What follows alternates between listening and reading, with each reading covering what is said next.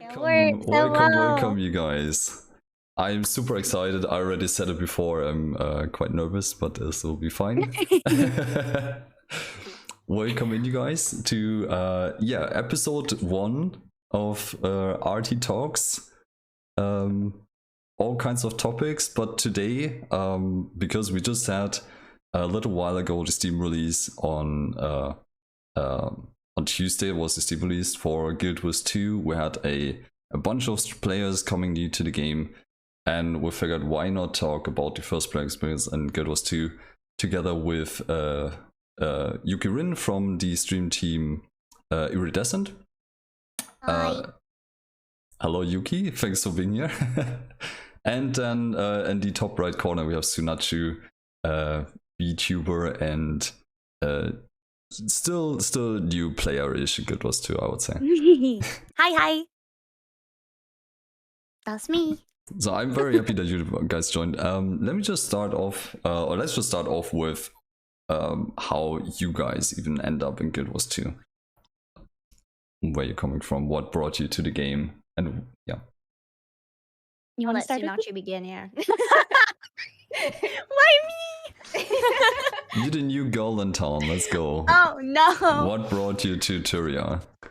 Well, it started all like 8 years ago when the game was semi-released, when the game was still paid for.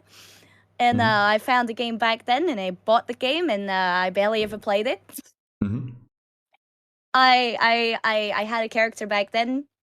Got to a whole level 51 pro player, obviously, and then never touched the game again. Now recently, that hurts my feelings. What happened then? I don't know. I've never really been into MMOs when I was younger. Like I would always start an MMO, play it for a week, and then just never come back to it. That happened with every MMO. There wasn't really anything that stuck around. And then recently I played Ni no Kuni, which was an MMO gacha game. And I really, really enjoyed that. And that made me feel like, oh, I kind of want to try a proper MMO again. And I was like, what MMO can I play that I might own, don't have to pay for? I was like, Guild Wars. I still have that game from 8 years ago. Yeah. And now here I am. I know things are very different, game has changed. We'll probably talk about a few things on the course of this, but yeah. Is it my turn? Yeah. Yeah, I got into Guild Wars 2 because of Guild Wars 1. So I remember getting Guild Wars 1. It was actually thanks to my mum. I remember we were like it was like an electronics store, and some of the like physical editions of Guild Wars 1 were like in the, you know, like that what do you call that? Like that big basket that they have with like all the discounted stuff in there. Yeah, Guild Wars 1, I think a couple of the editions of it were in there. My mom was like, hey, would you not like this? And I was like, oh. So yeah, that's how I got into it. And then, yeah, I think I played through all of that, like all the editions. And then I found out that Guild Wars 2 had been announced. But I forgot how many years I waited now. I remember waiting a couple of years before Guild Wars 2 was released. And then, yeah, I was, I think, one of the people who started like with the 3-day head start. So, and I still have that account. So I was one of the first people to receive my pre-release. Yeah, you have your birthday present now. Yep. So yeah, that's how it went for me. But it's fair to say, I believe that you played off, on and off, basically, or more like on the side. Basically, it was not your like main hobby that took like all your time in, basically. Guild Wars specifically? Yeah, Guild Wars 2. No, I was like, I was playing a lot of games at the time, but I was kind of like cycling through a bunch of MMOs as well. So Guild Wars also always kind of remained that game I went back to. But I was definitely like, you know, shuffling, cycling through a bunch of MMOs. Yeah. Would you say you profited from your well, you had some knowledge about the game, right, from Guild Wars 1, about Tyria, that you could draw from when you got into Guild Wars 2? I think Sunachu didn't have this. Would you guys think that helps with the jump into the game world a lot, or does it not really matter, basically? Like how much influence did the game start? I think all in all, like not too much. Like you can literally know nothing about Guild Wars 1 and still enjoy Guild Wars 2 just because of the huge time gap between the two. But what is fun about having played both is that you can kind of catch some Easter eggs. Like you'll know, for instance, that Captain Thackeray is a descendant of like 2 of the Guild Wars 1 characters and stuff. So yeah, that's fun. You'll maybe recognize some locations that are heavily changed, but there's still a semblance of them there. But other than that, I would say you're fine, even if you haven't played it. Yeah. I actually played it as well. Oh.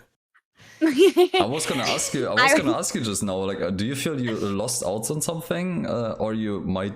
Well, I know of some players who just turn to Guild Wars 1 now, basically, because they want to catch up on that experience as well, and maybe unlock some stuff for Guild Wars 2. I was just gonna ask you, missed you out on something, but yeah. No, yeah, I mean, I have played it. However, I was 9 years old at the time, and I can tell you, all I really remember is that the zones were like you went in them like alone or with 4 players max, right? And then you'd like obliterate everything in the areas and get achievements for that way. I thought that was really cool, but that's really all I remember about the game. Oh yeah, and that char were enemies and not your allies. So but I don't feel like I'm missing out much. No, like I wouldn't really know what I'm missing out on if I don't know it, kind of thing, I guess. Yeah, I completely forgot that you're young. That you're like. Yeah, I'm a fucking zoomer. Is it okay for me to curse? But I didn't really ask. Is that okay? Nah, I think that should be fine, I guess. Okay. Do we have to bleep this for YouTube? I don't know. Maybe. Maybe. Okay, I'll try not to curse. Yeah. Or just put like Pikachu sounds in there every time you curse. So, well, when you started the game, we'll just start basically at the beginning, how people would jump into the game, all the experiences and the steps they would take, and talk about this. And one of the first one will obviously be, what race should I even go with? What is very specific about every race? What makes them special? Is that even important for me when I play the game? What did you guys go with as your first race? Maybe Yuki remembers as well. For your first character, I don't know. What do you go with? How you rate the races, and do you have recommendations in that regard? Race, right? Not class. Well, just race and class after, but yeah. Okay, yeah. In that case, it's not as funny. Because I was thinking about my class. That's what made me laugh. You can also tell this funny story, of course.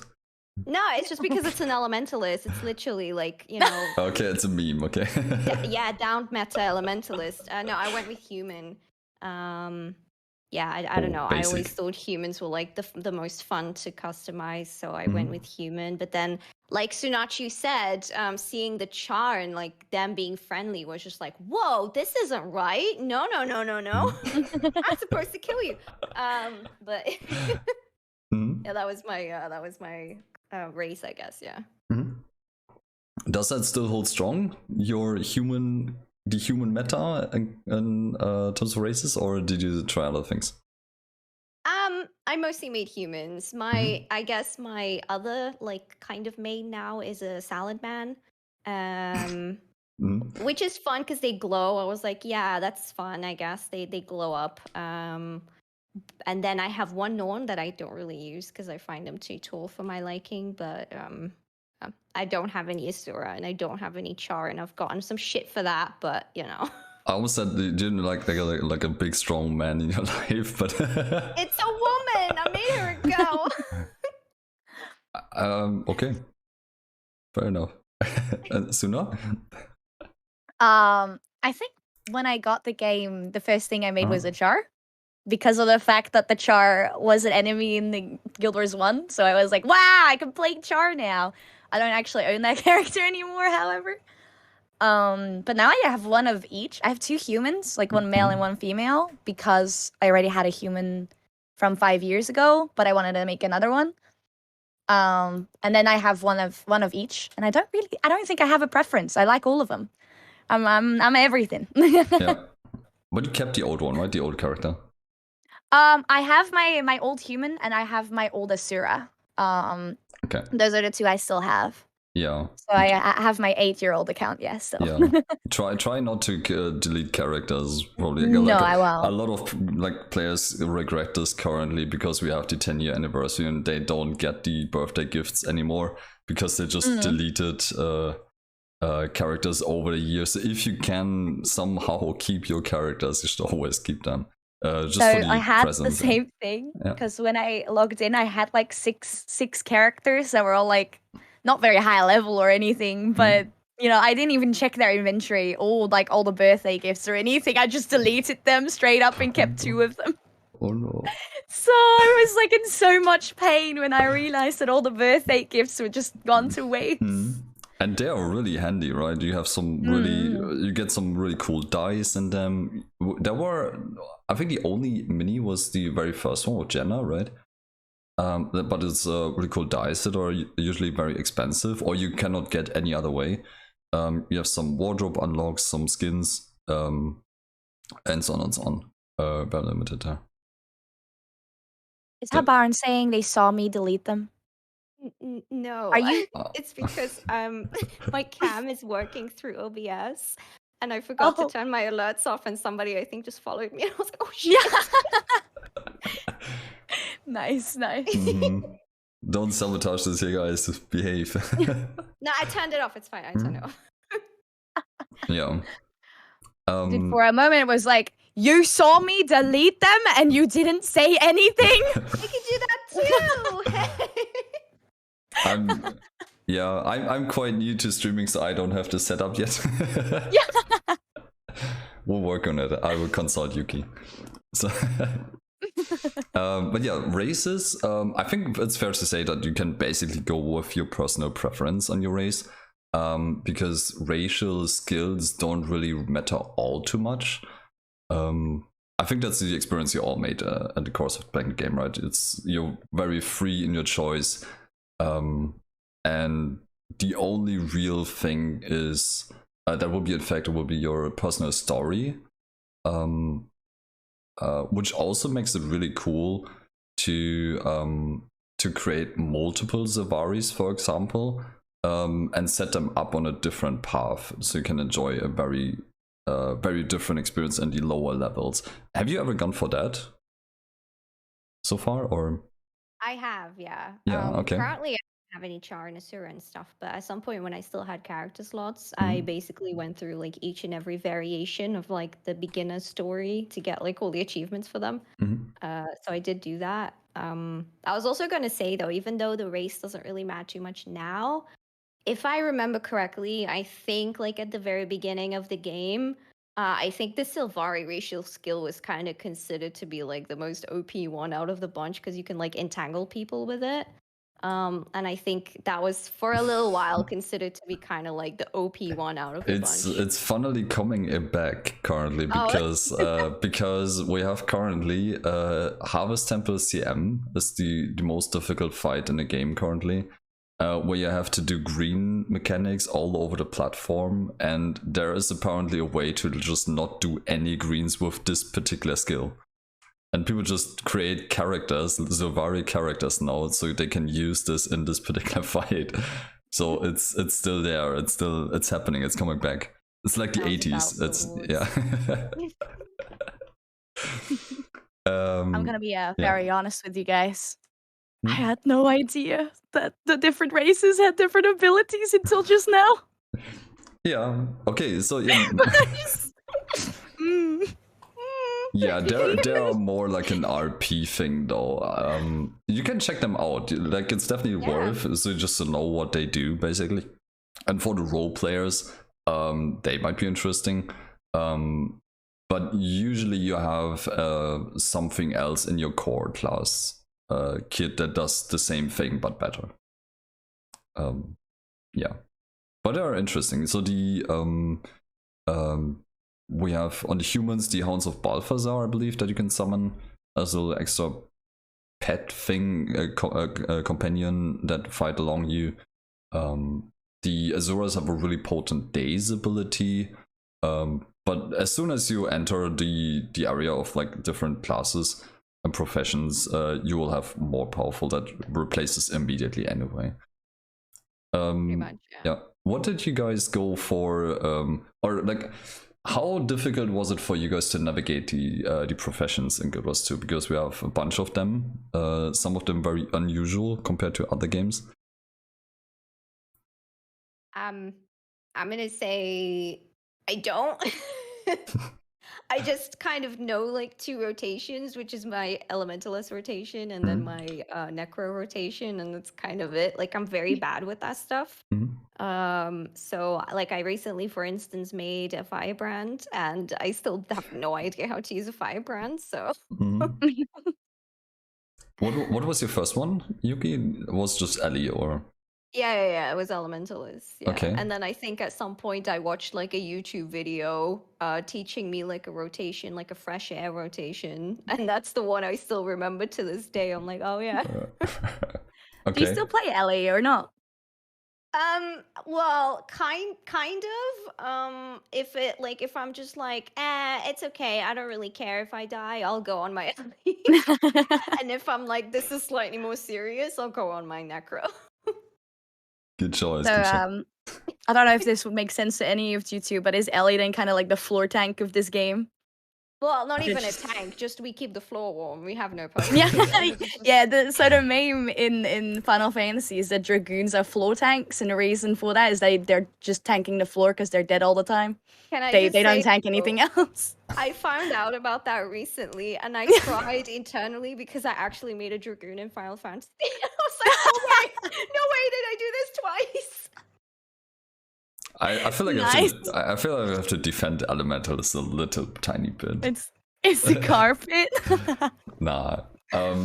Also, yeah, it's fair to say that like Elementalist is probably not the one that you should go for as a beginner, because they have they play with attunements, they play with 4 elements, and they all change the weapon skills, and then you have your regular utility skills, which basically gives you a lot of buttons to handle, which is not necessarily the best thing to give a beginner, especially when it's like an MMORPG beginner, right? To give a chance. And then on top of that, we have the class mechanics not being particularly easy, especially on Weaver and Catalyst. They are quite complicated, high APM, so you have to be up to speed and practice a lot, basically. And then you have a bunch of allies not being able to keep up with that, basically. But yeah. Yeah, I played as Weaver for a few years, so yeah. Yeah, I remember. Yeah. And I recommended you Tempest a lot. And Yeah, now you're a surprisingly, Tempest. Tempest is easier with Yeah. less health. Yeah, so Sunachu, you are Necro. Yeah, I think it was Yeah. Necro, right? Yeah. I'm a Necro main. I probably choice. also started as a Necro, as that was also what I played in Diablo as well as Guild Wars 1, so I wouldn't be surprised if that was the first class I picked. However, I do remember Necro being very different in Guild Wars 1, and I remember being kind of like disappointed by that. Yeah, That's I all get I really, that. because I really liked the Necro in the other game. I didn't even actually remember what it was like probably, but I was just like, this is not what I remember. In Guild You know? Wars 1, you basically, if you like killed enemies around you, you would see You'd their like corpses. revive them, right? Yeah, you could see their rest them. corpses as like dots, so you would know exactly like, oh, I can still revive this. I just remember my dad always getting so annoyed with me because I'd forget to like rest the corpses. He's like, Suna, you know you're a necromancer. This is the only thing you need to do. Please press that button. And I'm like, yeah, sure. I'm 9 years old, Dad. I know what you mean. I was gonna say you were 9, like jeez. Yeah, my dad was someone very, very big into Guild Wars 1, so therefore. Okay, so you played My entire 9th birthday was actually about me getting to play Guild Wars because my dad had been playing it for years, and he said, you can play Guild Wars when you become 9 years old. So my entire birthday was my dad teaching me Guild Wars 1. Yeah. Wasn't the game rated like 16 though? Sorry? Wasn't Guild Wars 1 rated like 16 or something? Shh. Yeah, exactly. That's We don't. Shh. We don't talk about this. Okay. Okay. We're not gonna put this on YouTube then. But then speaking No, it's of, did you fine. ever try the Ritualist in Guild Wars 1? Because that was my favorite. I don't think so. No, I think the only thing I played was Necro. If you go Okay. back, I can also highly recommend Ritualist. It's good stuff. But you played then Necromancer because of your connection to Guild was 1, and Yuki, you were Ellie because what was your motivation? I like magic. Oh, I see. So the magic, like the typical caster class, The basically. mage, That's like yeah. the idea of that. Okay. Yeah. Yeah. I mean, the second time around, I actually chose Revenant to start with. Mhm. Because I thought it looked really cool. And then I realized that as someone who's not very well known in MMOs, my brain was exploding trying to learn Revenant. And during streaming, I tend to be very chat focused, but I felt like I couldn't be as I was learning. So I asked my chat, hey, what is the most brain dead class in the game? And everyone said Necro. So then I made a Necro. So I could like talk to chat a bit more whilst learning. Well, the thing is, though, Necro at the moment is in a really good spot, I would say, with like Reaper and stuff. But I remember back during like vanilla days, I remember like going into a dungeon if you had a Necro in your party, like people did not like that. Really? Were they just Yeah. like really bad or something? I'm pretty sure at the time they were just nothing special, basically. Yeah, so it was just like, oh, not a Necro. Yeah, you didn't really play Fair anything enough. else in Minion Master, probably, right? For open world. You can still do it anyway. I highly recommend Yeah. this actually for leveling all the time with all the new players now when they go with Necromancer, because it's just such a good help for open world content, soloing champion events, even group events. You are very tanky, and you can do a lot of things on your own basically without having to rely on people. Yeah, I so agree. that's still a it thing. was a very nice introduction for me playing Minion Master, and now I've played both Scourge and Reaper, and I like both specs a lot. I'm still kind of looking for my playstyle. I think like honestly, Necro might not be it for me. I do like Reaper, but I'm more of like a melee playstyle kind of person, so Scourge wasn't really it for me. Yeah, okay. So I'll probably be looking more into Revenant or Rogue. Is it Rogue? I don't know. A thief. Thief. Okay, Yes. yeah. So Rogue is wow, but yeah. Ah, yeah, fair enough. At least one of those two. I'm not quite sure which one I'm gonna like try next, but I think I'd be more like I love like mobility, quick kind of melee type of things. So I think Rogue would probably be my best way to go. Yeah. Sorry, Steve. Do you have another, both of you guys, more other specs that you would usually recommend for beginners because you had good experience with them in the past? Or the other, on the other hand, well, the opposite, obviously. So maybe don't try that as a beginner and maybe not at first. Depends on what, I guess, because I would say like a warrior is, I guess, pretty easy to learn, but warriors aren't really popular at the moment in different. This has changed again, actually, since the has last it? two Oh, patch. okay. Yeah, the problem was solved. Well, for a while it wasn't though, Yeah. so it's like, yeah, Yep. Depends. Okay. Yeah, for context, the warrior banners worked the same way for the longest time, and then they were supposed to get changed, and they were changed, and the way they were used was like not practicable. Is that the correct word? I don't know. It was not really playable basically in group content, because you had to carry them around. You couldn't do anything else while carrying them, and it was like scarfed and horrible. It was just not fun at all. And now they fixed them again, basically, and they work really well now and do like really good, solid boon support on top of the damage. So it's all fine now, basically. And you can go for warrior if you want to. Actually, a really easy one, I guess, would just be Mechanist, because everybody's just like, oh yeah, you just go on auto attack and you kill everything. So Mechanist is a good one, I guess. That would be Engineer then, the core class, when you start as Engineer. Yeah, okay. Oh, I thought Engineer was one of the... I guess that's a different spec then? That is like a lot like harder? It is the core class, basically. And the Mechanist, Scrapper, and Mechanist are the both directions that you can go and take. Okay. Yeah. The NG, you basically play kids, and for the longest time you played only with the NG kids. It's basically, well, how you picture this, right? You have like a thing that you open, and then you have more stuff to work with. So you have a grenade kit where you have a bunch of grenades to throw around. You have also Holosmith. Yes, I apologize, chat. We have also Holosmith.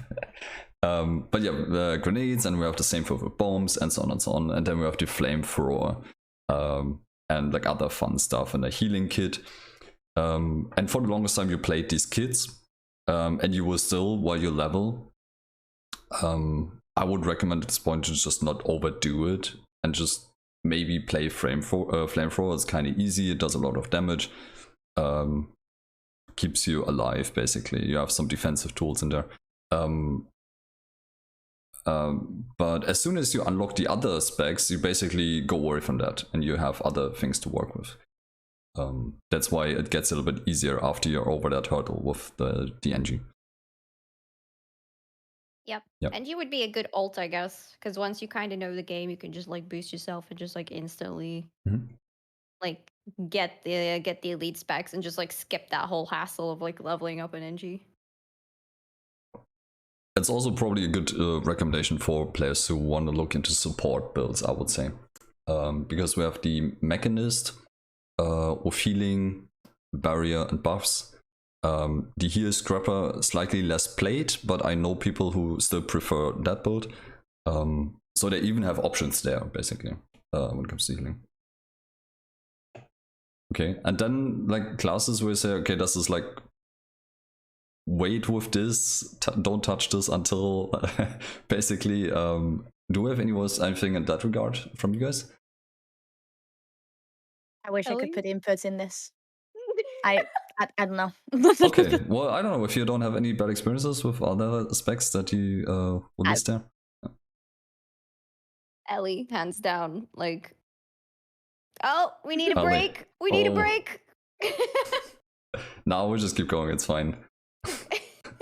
Welcome, Raiders. Okay. Yeah, I would say just general. Hello.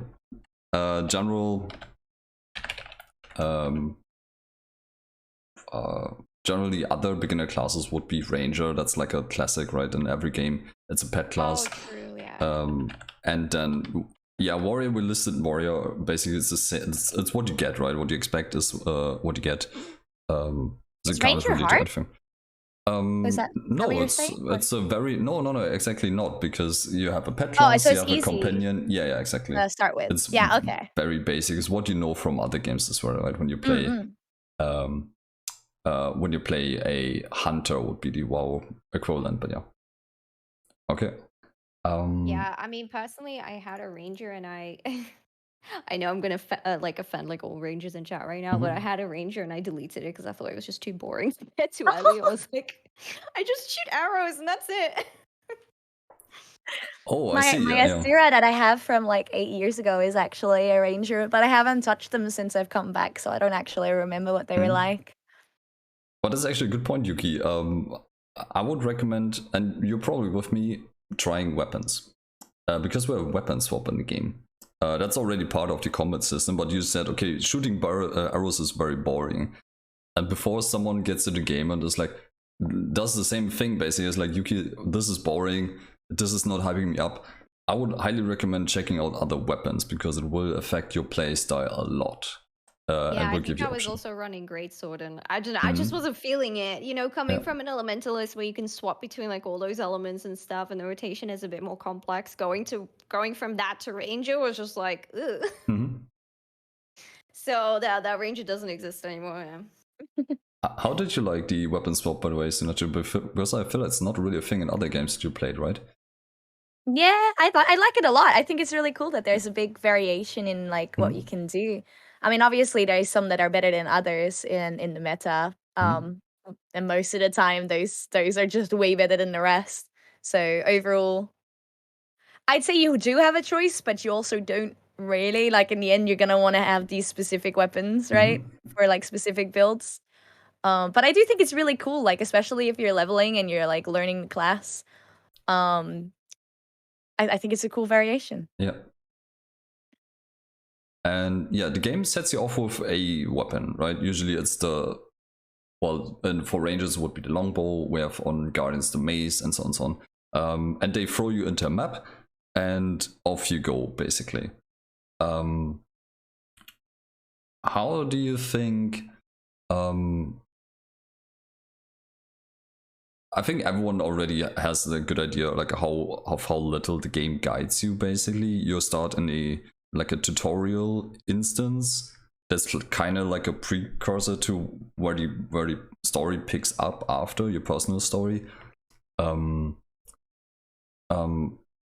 Is that for you a good thing? Basically, how did you experience that?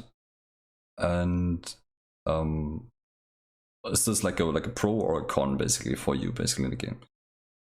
Does that make sense for you? Let Sunachu go first, since she's the newer one. Yeah.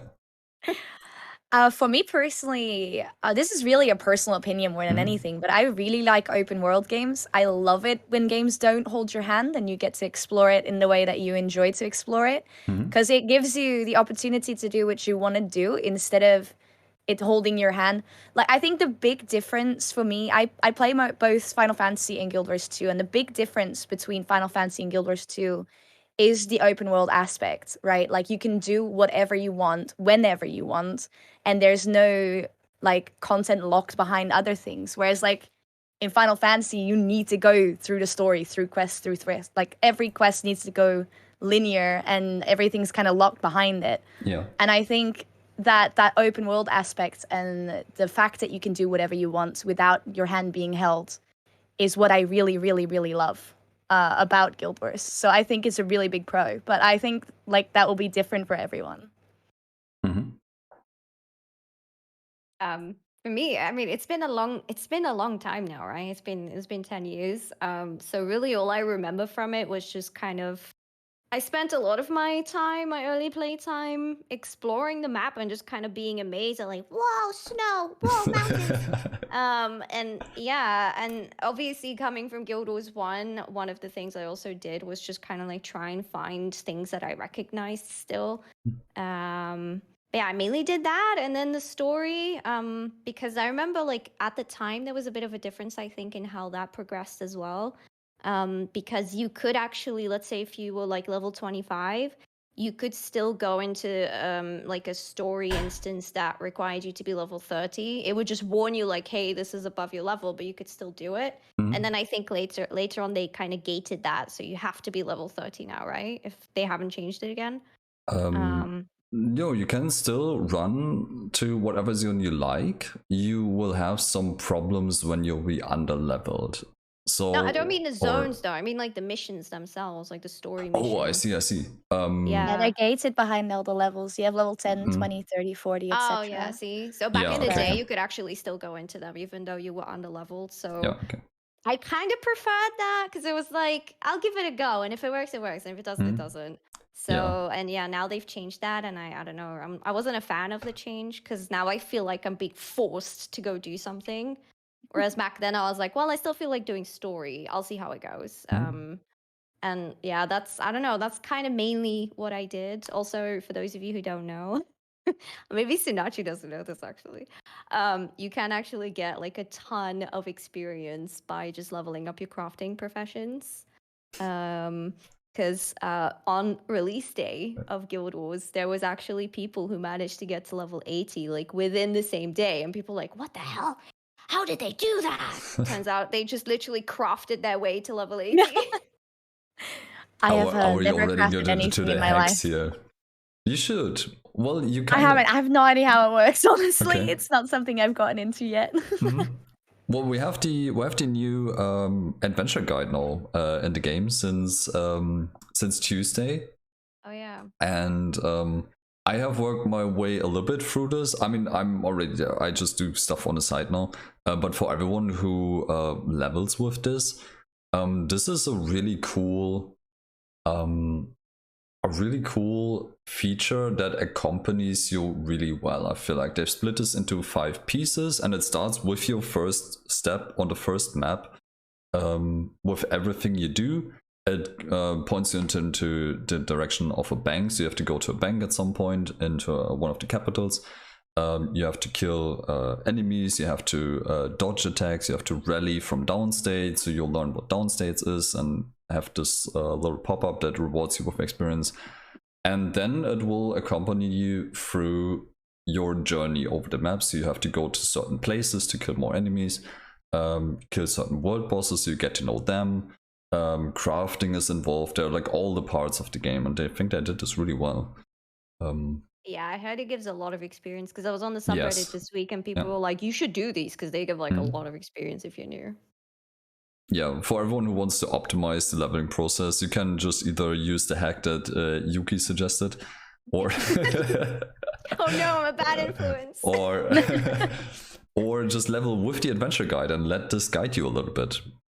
Basically, if you just want to old school level, and you don't want to race to 80, you can still use this as like some form of guidance. Basically, it will give you, it will point you towards the next appropriate maps in terms of level range. That's really cool.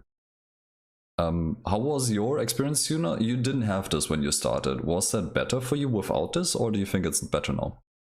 With the level gating, basically, or No, with the adventure guide, with these additional mini achievements that give you experience. So I'm gonna be very honest with you. I haven't really looked into them yet. I know that they're still quite new. They're just like kind of achievements, right? Like they're like new achievements type of things. They don't Yeah. give you even achievement points. It's only experience, but yes. Yeah.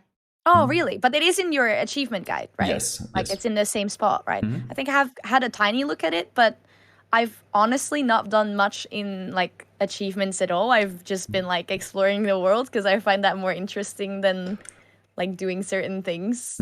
I mean, I can see it like being like a quest guide for some people, but for me, like as someone who likes the open world aspect to do whatever I want, I don't really follow that.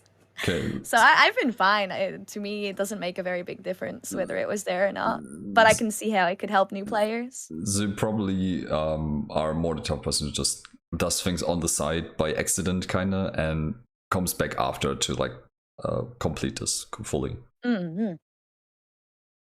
Okay.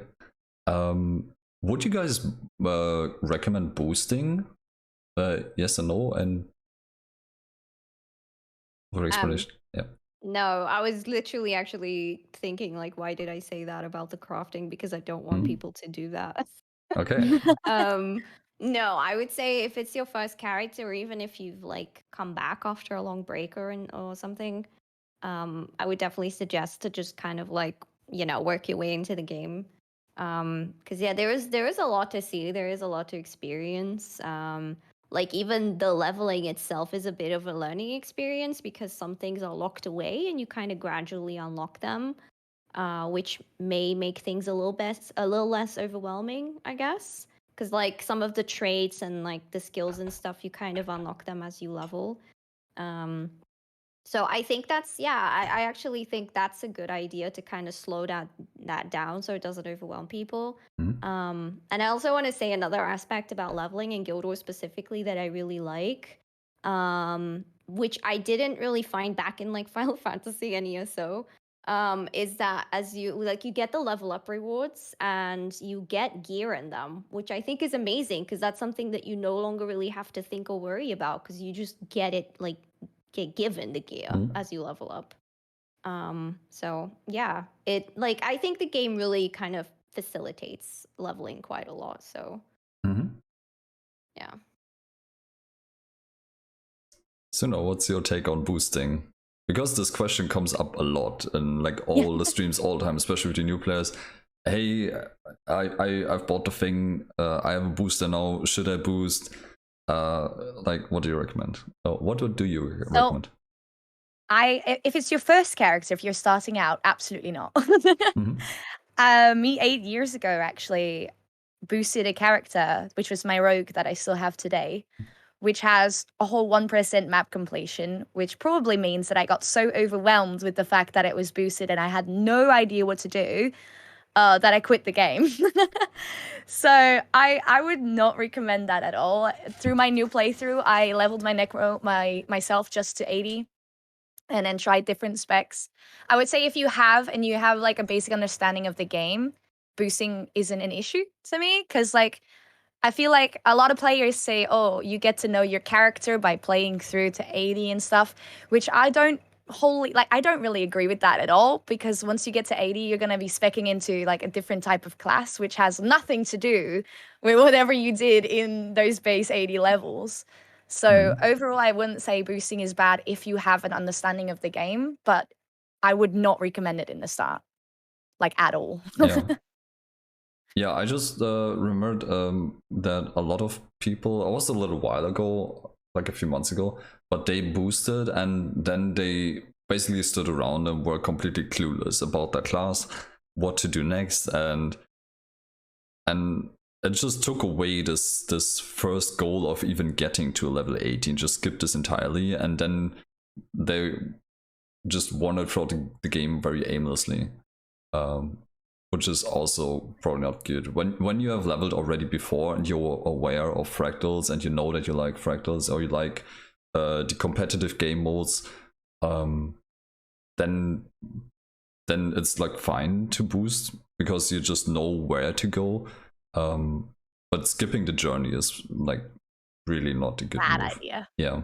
Yeah, one of my best friends started the game as well because they were going to play with me, and they didn't really talk to me about what to do or whether to boost or not. So when they like teleported to me on their level 80 Ellie, I just went, that was a great choice to boost. And he's not played the game since, so I feel like it's just overall never a good idea. Yeah.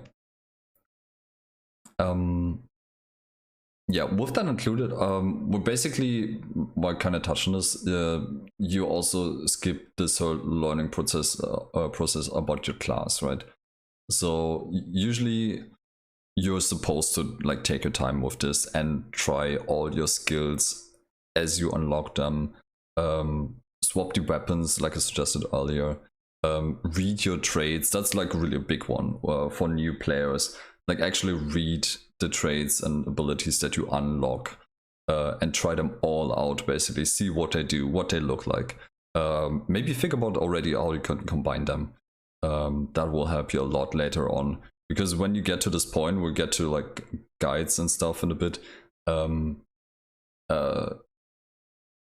Just copying and not thinking about this or not even knowing is not gonna help you. It's not gonna make your life very easy to get first to. Yeah, like I said, the game literally teaches you things as you level along, right? Because like when like some of the, how would you say, like when you level up at certain intervals, you literally get a window pop up with the game telling you like, hey, you just unlocked this feature and this is how it works. And I feel like if you were to boost and you just kind of quickly like click through everything all at once, like you're not really gonna know, you know? That's also true, yes.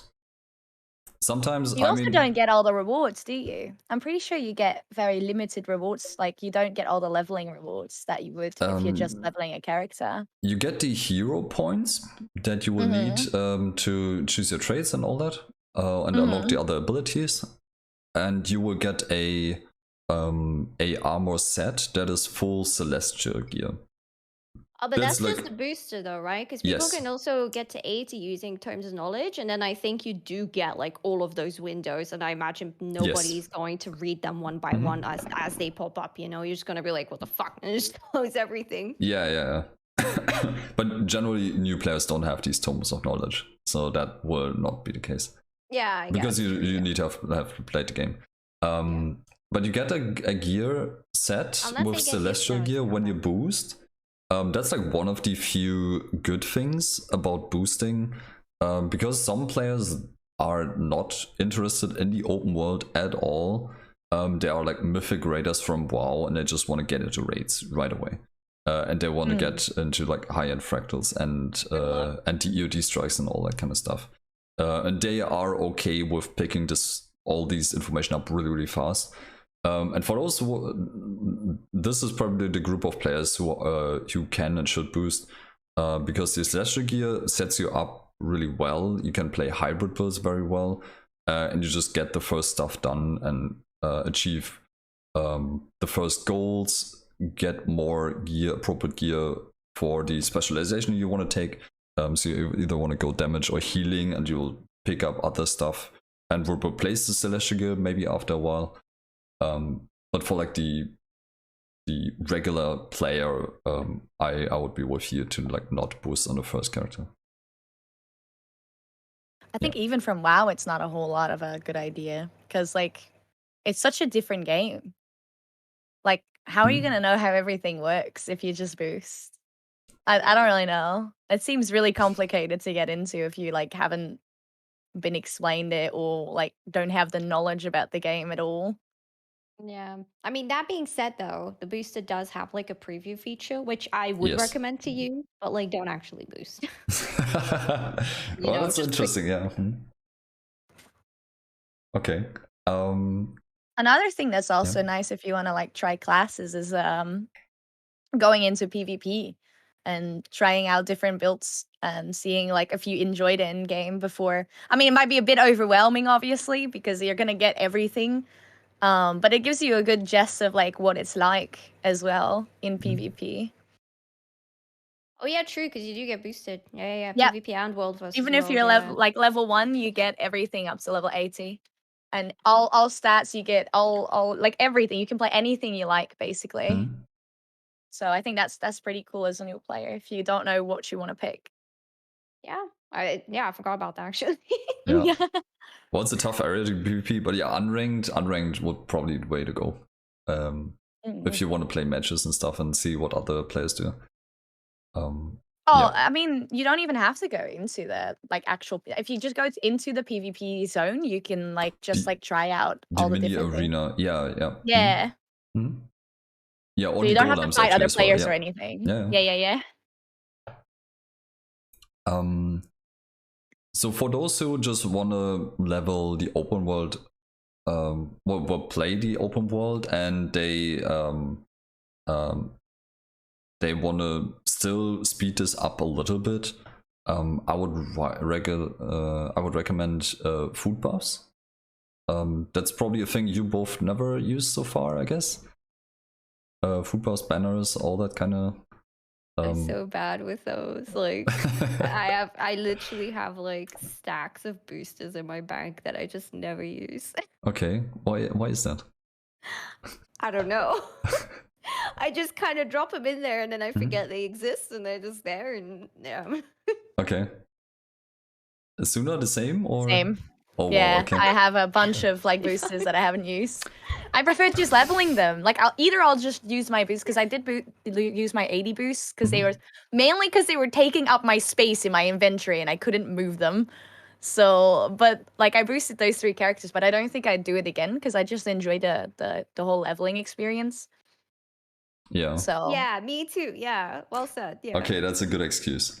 But I don't know. I just like it. Okay. So, and I also feel like one of the things, like I want to try out my rogue and I want to try out my rev, but the big issue is like I have nothing unlocked on my map. They might be level 80, but where am I gonna go? Because like there's no place to go if I have nothing unlocked, kind of thing. And when you've played through like the leveling, you've unlocked a lot of the map already. Yeah. And can teleport places. Okay. The turtle trick. So you kind of did. So yeah, I've heard. Suna was using the turtle trick today on her stream. Oh, so cool, right? Yeah. That you can teleport to the places. Yeah. I haven't had someone teleport me everywhere yet because I want to like do my exploring myself. Yeah. But because I needed to go to a world boss, I just sat on the back of the turtle and he rode me all the way over there basically. So it wasn't actually the turtle trick because we just drove there instead of actually like teleporting. But yeah, I know it is possible. Yeah. Yeah, my mod did that for me. I've been playing for 10 years and I still have ults with like less than 20% world completion, I think. And it's just like, hey, can you carry me there real quick?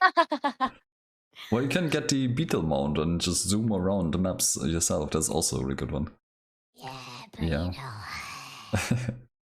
But yeah, generally, maybe you can look out for this in the future. Like food buffs are very good in the game. There are some that give you more experience gain from kills, And then we have Foodbuffs that are good for magic find if you want to farm certain events or for festivals. For the upcoming Halloween, that would be really good.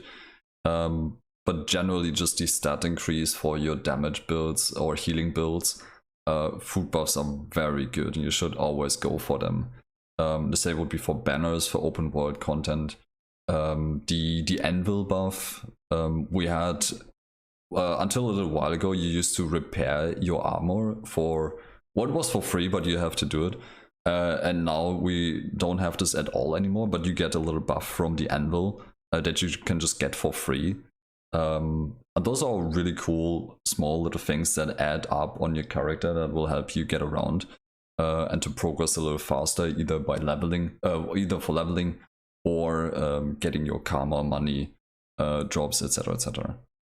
I mean, I do get the anvil buffs and the banners if I see them. Like, if I see it, I'll take it. Yeah. But I just never really use it myself. Yeah, like, okay. out of my own inventory. Yeah. It's called hoarding. What you guys, I don't know. Use them maybe for bonus weeks. Like if you want to do PvP and World vs. World, and we have a buff anyway for these game modes, you can top on this, just pop it on top basically, and make this even more effective. Is there anything in the game that like automatically uses your like foods? Like, is there any like item that you can like connect to a certain food that just like automatically turns it on? No. Yeah, that's too bad No, because I always forget to use them. Yeah, you have to place the food yourself. But yeah. There is that's sad. with the boosters. There is, I guess, a little trick that you can do because you can collect like all the different types of boosters into like one booster thing. You have to pay for it though. The smaller ones, yeah. Yeah, and then I think if you just like click on it, you can literally choose like a booster to use. Then.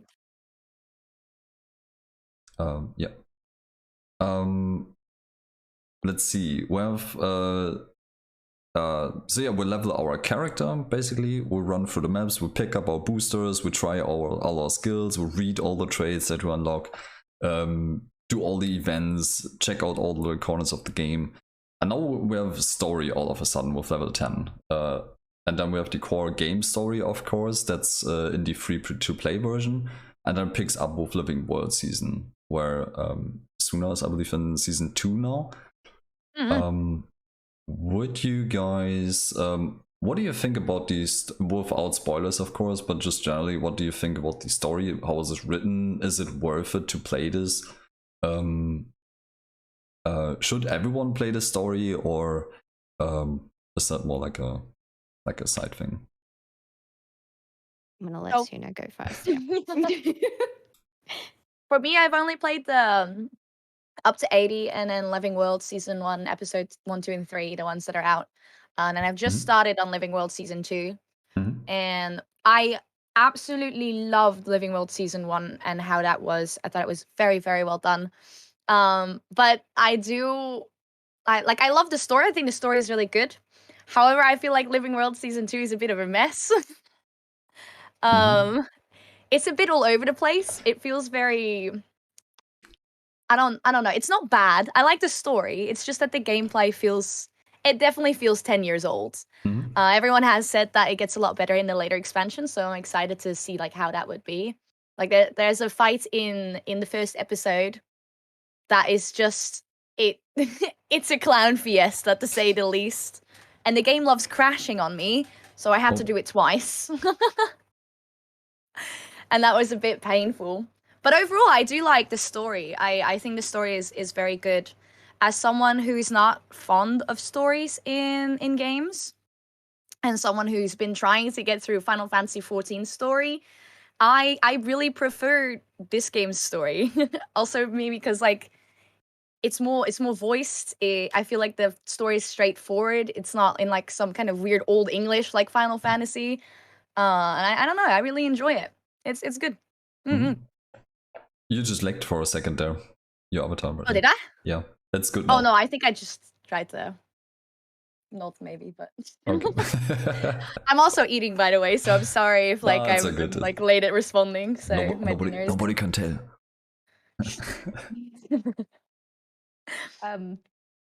Yeah, actually, it's interesting that you brought up Final Fantasy because yeah, that was the one thing I found super jarring about it. The fact that most of it wasn't voice acted. Like coming from Guild Wars, I was like, Mm. oh no, oh no. Yeah.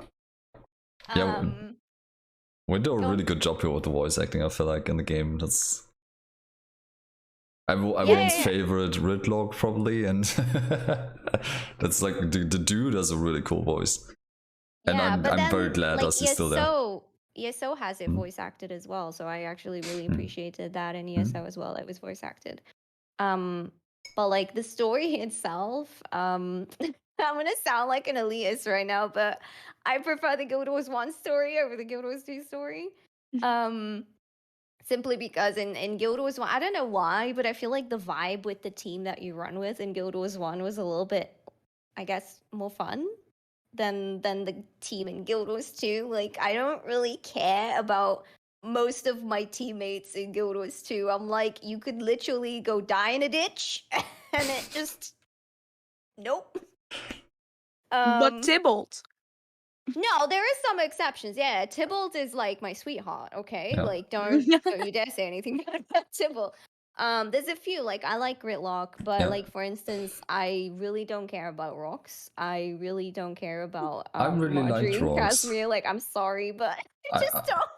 Wow, jeez. I have to say, like, I really like Rocks. It was not like my favorite, but I found like Rocks was cool, and my favorite was Marjorie, actually.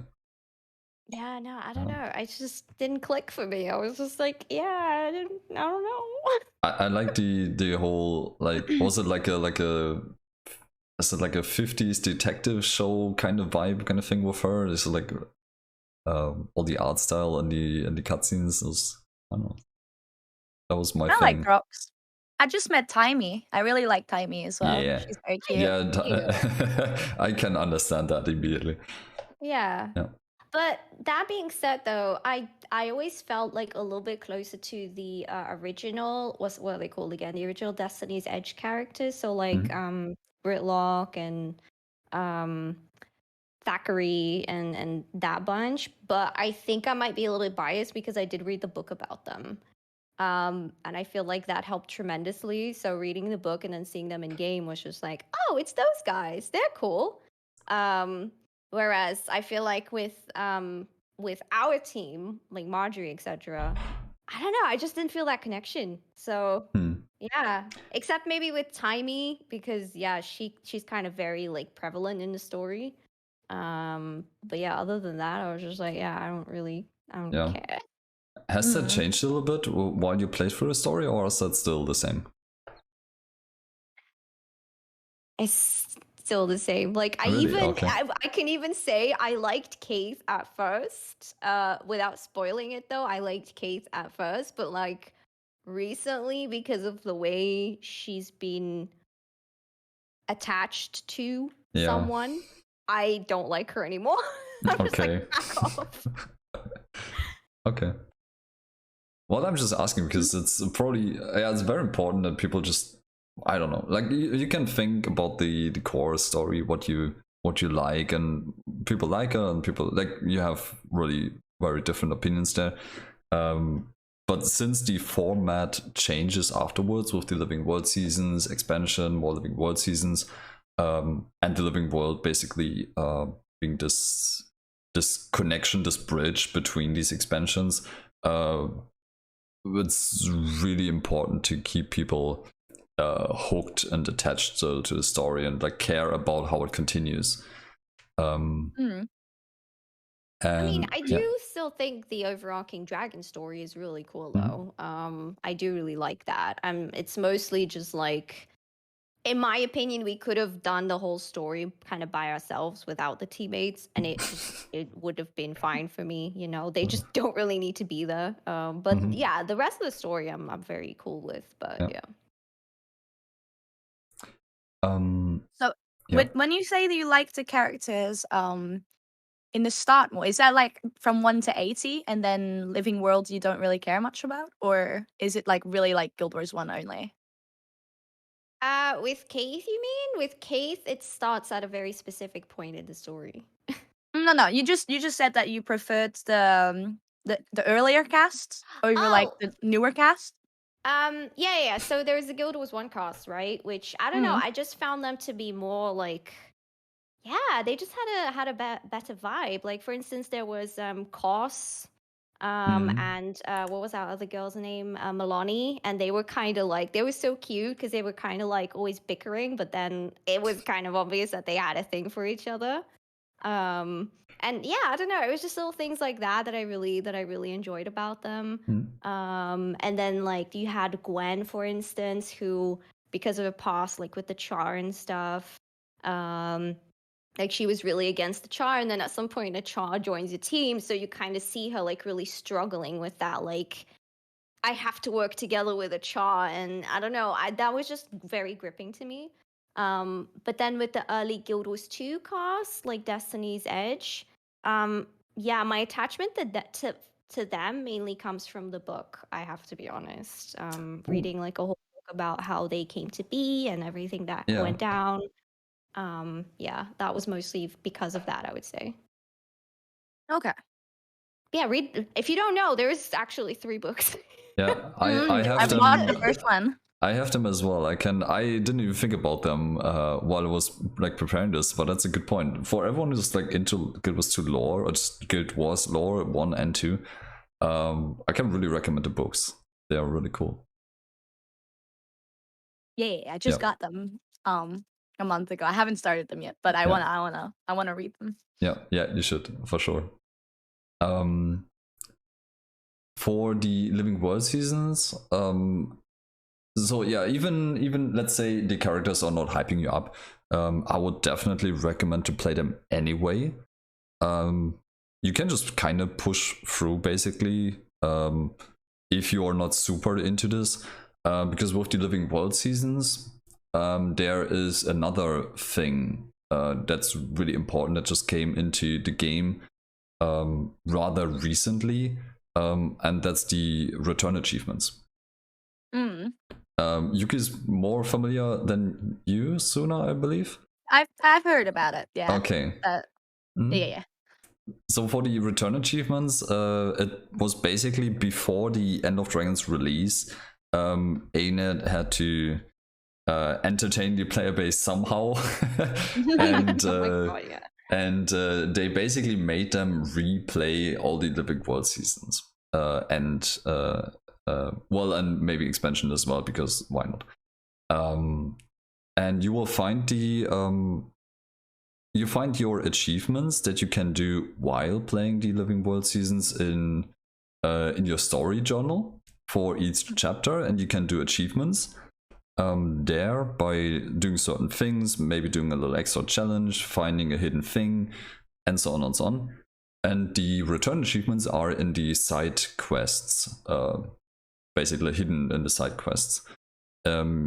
I would recommend trying to do them as well while playing the Living World seasons, because if you finish them all, first of all, you get a lot of achievement points, which is very good, but you also get a free legendary amulet, just because you played everything and did all the achievements. Which is really cool. It sets you up. Usually you do need a lot of money and a lot of materials to craft legendaries in the game, and you will get that one just by having played everything and done all the achievements on the way. So yeah, if you do them all for each chapter all the time, that will probably slow you down a bit, because it's quite a bit. But you can try to do as much as possible while just normally playing through the story and the chapters. And then it's very easy to come back and just do like a kill a champion here, do a like powerful fire bounty there, and just fill in the gaps basically. But having this first legendary thing is a really good. First of all, it's a really valuable item in terms of stats. You can choose your stats freely on this. And it's huge quality of life. So, yeah. So for Suna, it was my first legendary. Okay. Yeah, it was Yuki. Still my only one. I'm gonna be honest, it's not happening for me until like late game, because I, like I said, I'm not much for the achievements. So I will do that probably at a later point where I'm like actually achievement hunting. Whereas like when I'm doing the seasons and the story, I want to just focus on the story instead of being like, oh, I need to do this now. No, I just want to, do the story as intended kind of thing. So, but I'll come back to them later for sure, but just not at the moment. But it's very good that or it's very important that people know about this, because everyone who picks this up now is not aware. Maybe they don't even look at side quests because they're very busy figuring everything else out.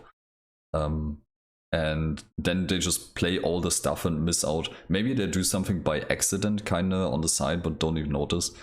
And now that I think about it, it's a bit confusing though, yeah, because you do have like the original achievements from when the story came out, and then you have like the return achievements, and I imagine if you just weren't in the game at the time, it might just be this thing of like, hey, wait, hold up, why is this in here twice? Yeah, like what does this get me? Should they maybe, would that be better actually? I'm just thinking about this. If they would merge the return achievement with the story genre one and just have 2 meta achievements in this one tab, in this one thing, instead of having this split into 2 pieces. And yeah, I'm not sure actually, because at the end of the day, they were added for completely different reasons. And one is literally doesn't really give you anything, whereas the other actually builds up towards that legendary item. Yeah. So I'm not really sure how to fix that, but I can totally imagine how that would not make sense to somebody who wasn't in the game at the time. Like, how would they even know that it will get you a legendary even? Because, like, that whole process or progress is in a completely other tab as well, right? So... Yeah, exactly, right. It's just, like, hidden and away from story, basically, but it all has to do with story and the maps where this all takes place. Yeah. Yeah. I don't know how to fix that. It's kind of... Okay. You don't need to. I don't know if like how many of you guys watched the video of oh gosh, what's her name again? The girl with her red hair who plays Ralph. Rage Darling. Yeah. Yeah. I watched her video of her like playing Guild Wars for the first time. When she opened, like when she pressed H, she was just like, "Oh my god, this UI looks terrible." Yeah. I was like, "Oh no." Yeah. Don't despair when you're like, you will get into this. For the new players, I mean, you'll get this. Take some time. Even I confuse stuff sometimes. I don't know. I feel like every MMO has some bad UI issues in some way or another. I feel like Final Fantasy's UI is a whole lot worse than Guild Wars 2's. So I think they're quite alright. I dabbled a little bit with Final Fantasy, and I learned very fast. It's not for me, but I had a hard time with the UI there as well. Like it was not great. Yeah. Their auction house is awful. The like just the UI for so many things are just not. You can't even preview items in the game. You have to look them up on a wiki or somewhere to see what they look like. Like it's like, I don't know. It's very awful in so many different ways. But I think all of them just are in different ways. But I don't think it does it bad here. Yeah.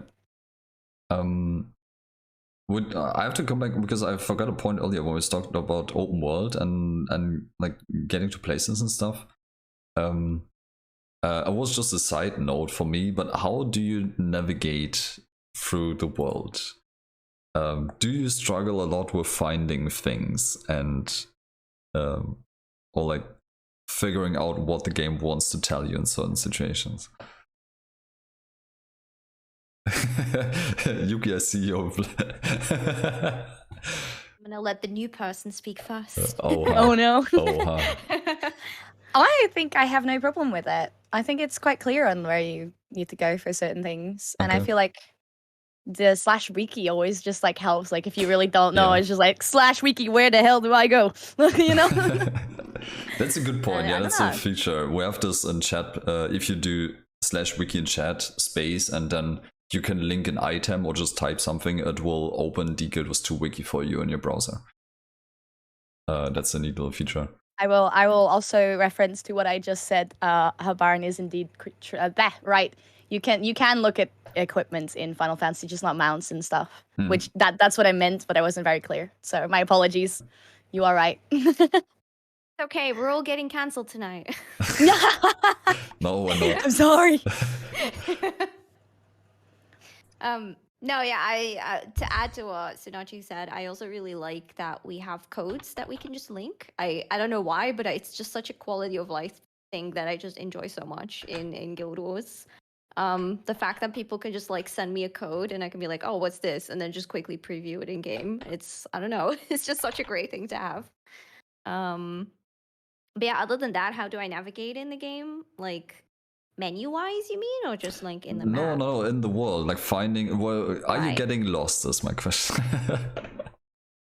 Well, for me, the simple answer is no, because Okay. I've been playing it for 10 years. I saw it expand, right? So I saw the game in its, I guess, smaller state, and I was there as it was expanding. So there is a difference between, let's say, a veteran player who kind of got the time to get to know everything as it got added versus somebody joining now who is faced with this like humongous world map, right? So yeah. it's different for sure. Okay. I was just curious because I was watching other streamers who knew also Rage Darling, and the minimap is a really helpful tool. Basically, it shows you all you need to know, and that's like the first thing people don't look at, I feel like. So if you want to, oh yeah, also another friend from Australia was also a lot of issues with this. I just highly recommend every time when he wants to go places and he doesn't know where, it's just like me and chat, follow the road on the map. Basically, it will bring you to places, and people just wander around, get lost, without wanting to. I mean, if you get lost in your experience, it's all fine, it's fun. But if you want to go somewhere and you just can't figure it out, learning to read the map, the Guests map with everything, the points of interest, what are vistas, what is like an actual path I can take, because this is often quite visible on the map as well. That's like a really big deal to not get stuck, especially when you get to like harder fonts. That will be really tricky otherwise. I think the only thing I'd like clarification in is where, because I always have an issue finding out how to get to a certain part of the map. Like, there's no indication of, oh, this is the entrance from one map to another. Like, you kind of just have to look at where the roads lead instead of like. Exactly. I think that's the only thing that makes me get lost sometimes. But overall, I don't think it's that much of an issue. Yeah. How do you enjoy the well, wait, you didn't really experience this so far, the verticality of the maps? The what? The verticality of the maps. So we have maps and later on that are on several floors, basically several heights. You have a ground level, medium height, and so on, and just stacks basically. I mean, main maps don't, but the cities do. So I do know what you mean. Like, if you look at like the Silvari city and stuff, I think it's fine. It doesn't, like, it's very clear on what is on what like layer and stuff, so it doesn't bother me too much. So you use the layer feature already while checking maps? Yes, on the map, yeah, on the right side. I see. Okay, so for the new players then basically you have this feature on the right side, where you can click through the height levels of the map, and when you choose a certain level you will only see things highlighted that are on this particular level, and you can tell what is above and below you, basically. So you know, like, oh, I have to go down or I have to go up and so on. Yeah, that was just yeah. Has Sunachu reached Tangled Depths yet? No, she's in Dry Top currently. My sweet summer child. Oh no. You don't know pain. You're in for a treat. Yeah. But this is like, this will be really important now, this particular thing, right? That we just like follow the road, figure out the height that you're on and so on to navigate. Maybe a little bit. That's cute. Oh no. Yeah. Looking forward to this. Yeah. Yeah. I would say overall it's very clear in Guild Wars 2 maps, but yeah, TD is definitely like the one map where just all logic just goes out the window and it's just like, good luck. Figure it out. That sounds frustrating, honestly. Yeah, I mean, you have no idea. Yeah, I think I completed that map on like one character, and then that was years ago, right? Like as the expansion came out, I did it like once. And then more recently, I went back to it because I wanted to do what was it again? I think hero points. Yeah, Mhm. we were like on a hero point train, and we went back to it, and I was just kind of sitting there like, holy shit, chat, where do I go? How do I get to the hero points? I don't know. Nice. So yeah, good luck. Yeah. Yeah, that sounds terrifying. Well, it's probably I good know that there's I- like, Hmm? I'm someone who wants like all the points of interest and everything. Like I'm gonna go for full map completion at least once on all expansions, not just base. But some of those freaking things are just like go to this tunnel on the other side of the map and then, you know, go through a tiny teleporter to get teleported here and then you can see it. It's like, how do I find this? So sometimes I really have to look them up because I just make them so tedious. Which I think is kind of cool because I like the whole puzzle like aspect of it. But God, sometimes I've been wandering around the map for like 2 hours and I'm like, okay, chat, you can tell me how to get there now. I don't know. Yeah. I mean, I will say some maps do have like little secret spots that kind of make you think a little bit like, oh, how do I get to this particular point of interest? But it's, like they're meant, I guess, to be a little bit harder to find. But other than that, overall, I would say it's pretty straightforward. Yeah. Yeah. That's probably good I like that I that. brought this up, yeah, but yeah. Do we talk about jumping puzzles? I think everyone has an idea by now what they are. Also, we have some other games in Final Fantasy that jumping puzzles as a really cool, fun thing while exploring. I think there are very few maps who don't have jumping puzzles. Yeah, Just I don't thinking think about so. this. Yeah, I mean, maybe the expansion maps have a bit less, maybe? Yeah, the expansion maps have less. The Heart of Thorns and Pathfire have less. The EOD maps have jumping puzzles again. If I remember correctly. And I haven't And there's done like them. very few in between. Oh wait, I did do the one in what is it? Some what am I saying now? The first map on the IC area. I think I did do that one. And the Wanderer one Foothills? in Or? Kainang. Actually, I did two of them. Yeah, I did two of them. Oh, But it is. they were less, Yeah. yeah. Yeah, I think there's nothing really special this. I'll just think about this. But that's like, well, it's part of the open world, of course, right? And you will run into them. I think generally, if you think you can jump up a thing, like a wall, up some items, there will probably be something. Yeah. Yeah, if Just it like looks explore. very suspiciously, then go for it. That would be my advice.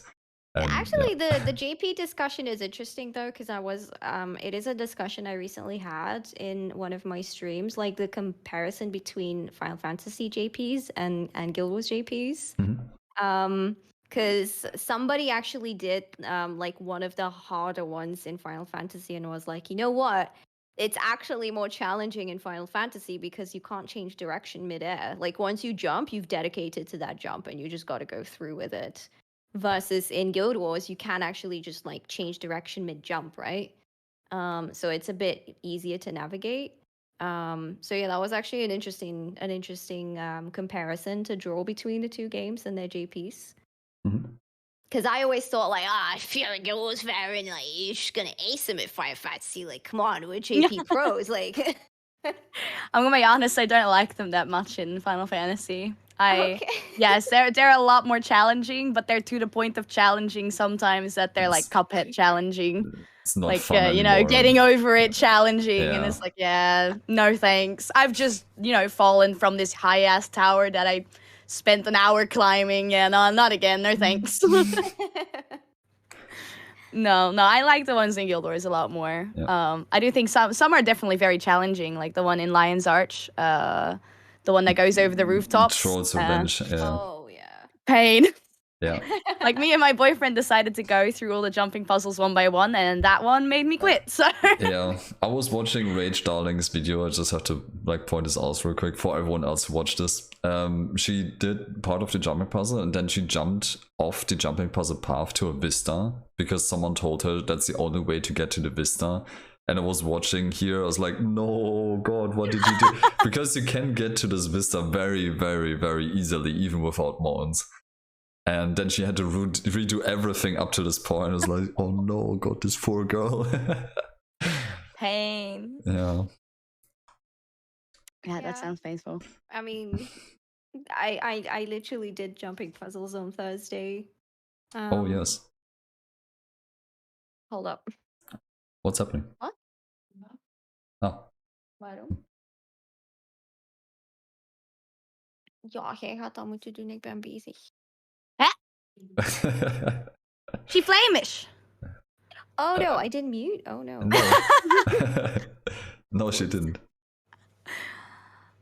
Wow. I had not expected that, to be honest. It's the cat. She's outside and now she wants to come back in through my window. You do not sound flamish. Just saying. You have a really good English accent.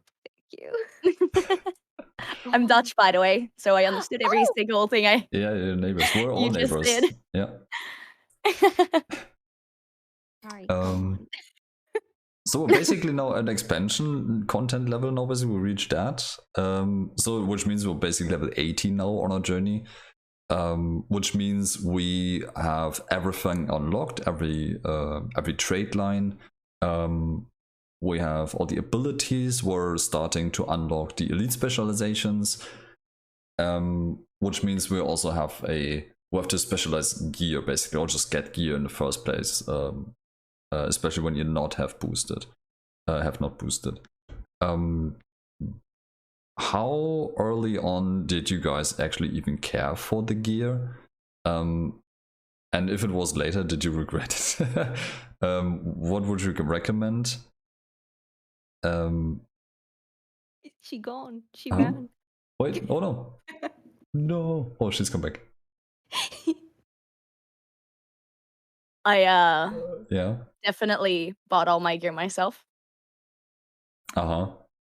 Is that true? Yes. I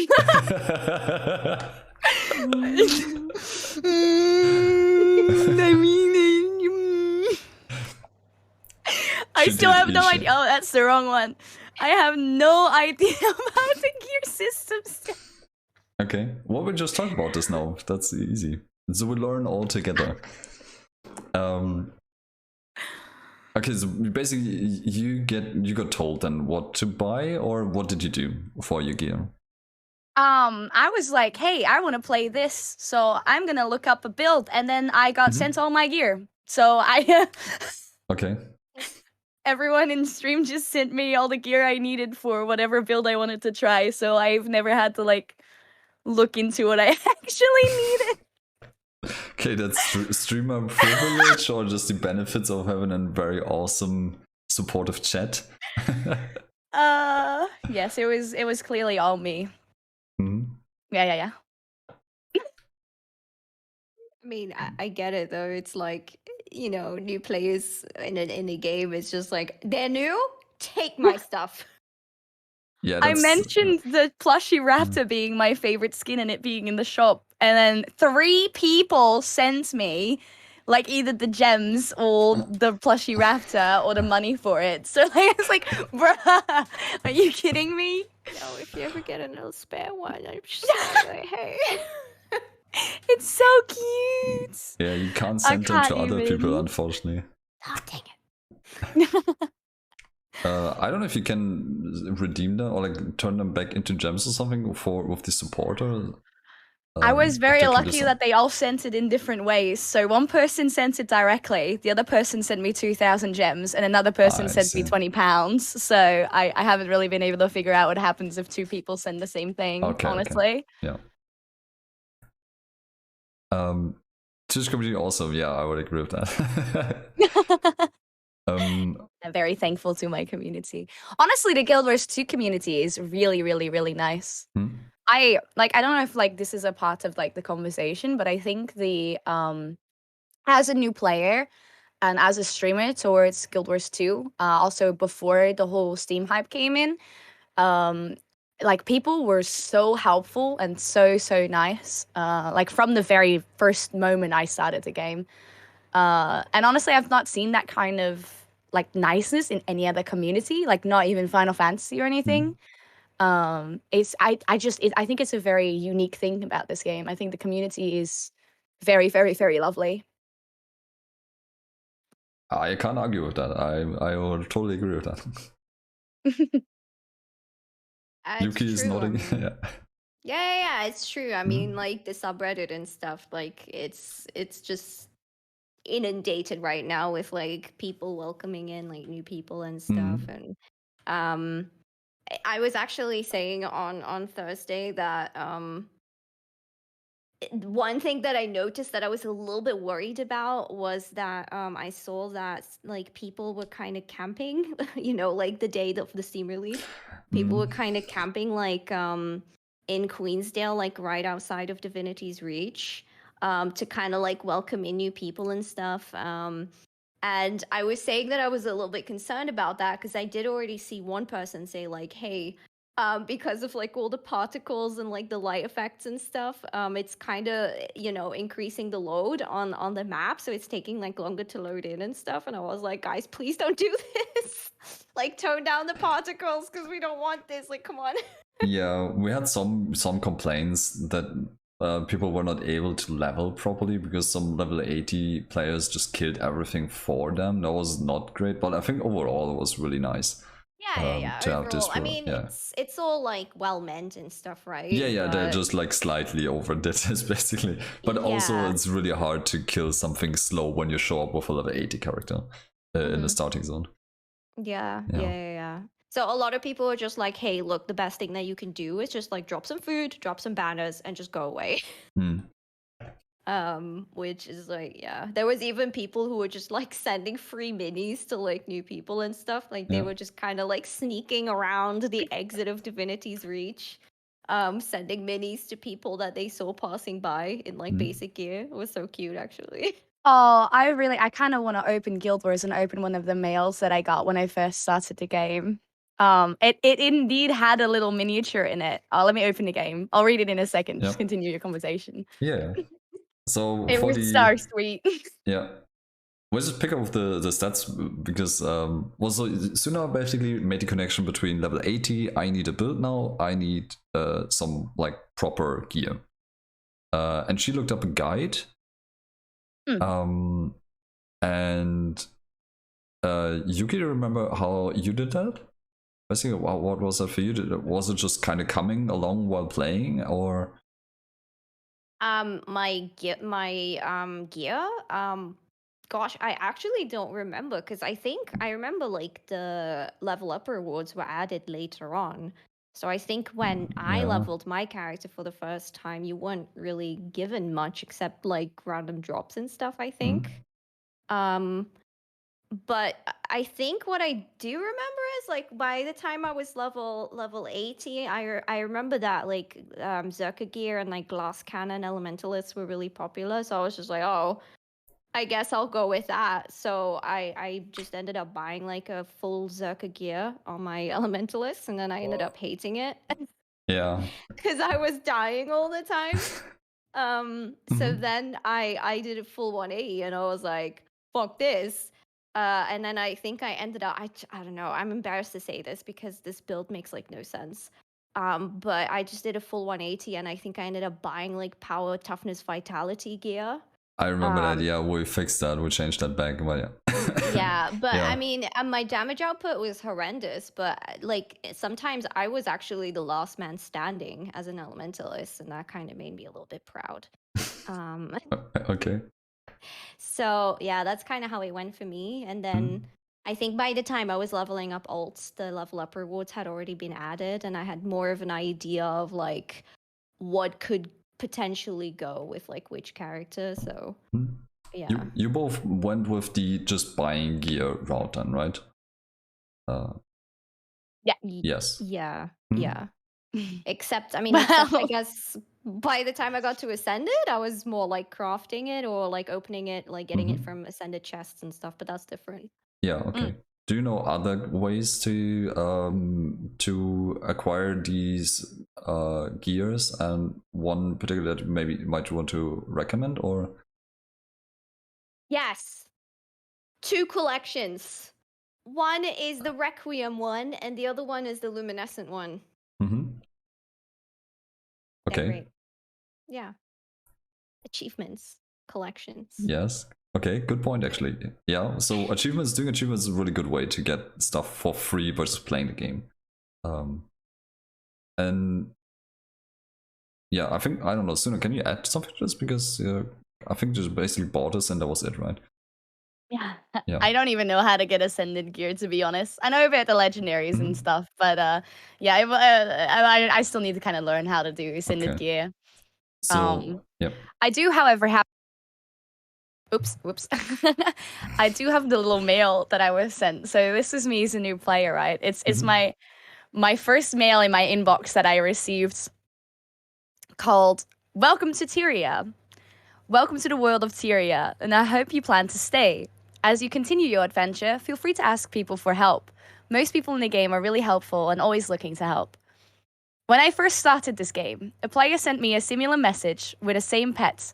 I sent this gift to you in hopes that one day you'll be the same veteran helping new players into the world of Tyria. Best of luck and safe travels. Cheers, Verity." P.S. The next mail has instructions for the mini pet. So they sent me this little mini pet with it, and then instructions on how to like accept the pet and use the pet. And it was just, it was so sweet, honestly. Like, as a new player, that is really cool, was, yeah. It was really, really, really nice. Can we have that back, chat? Can we do this for like new players? Has somebody sent me a mail like that, even though I've been playing the game for 10 years? Yeah.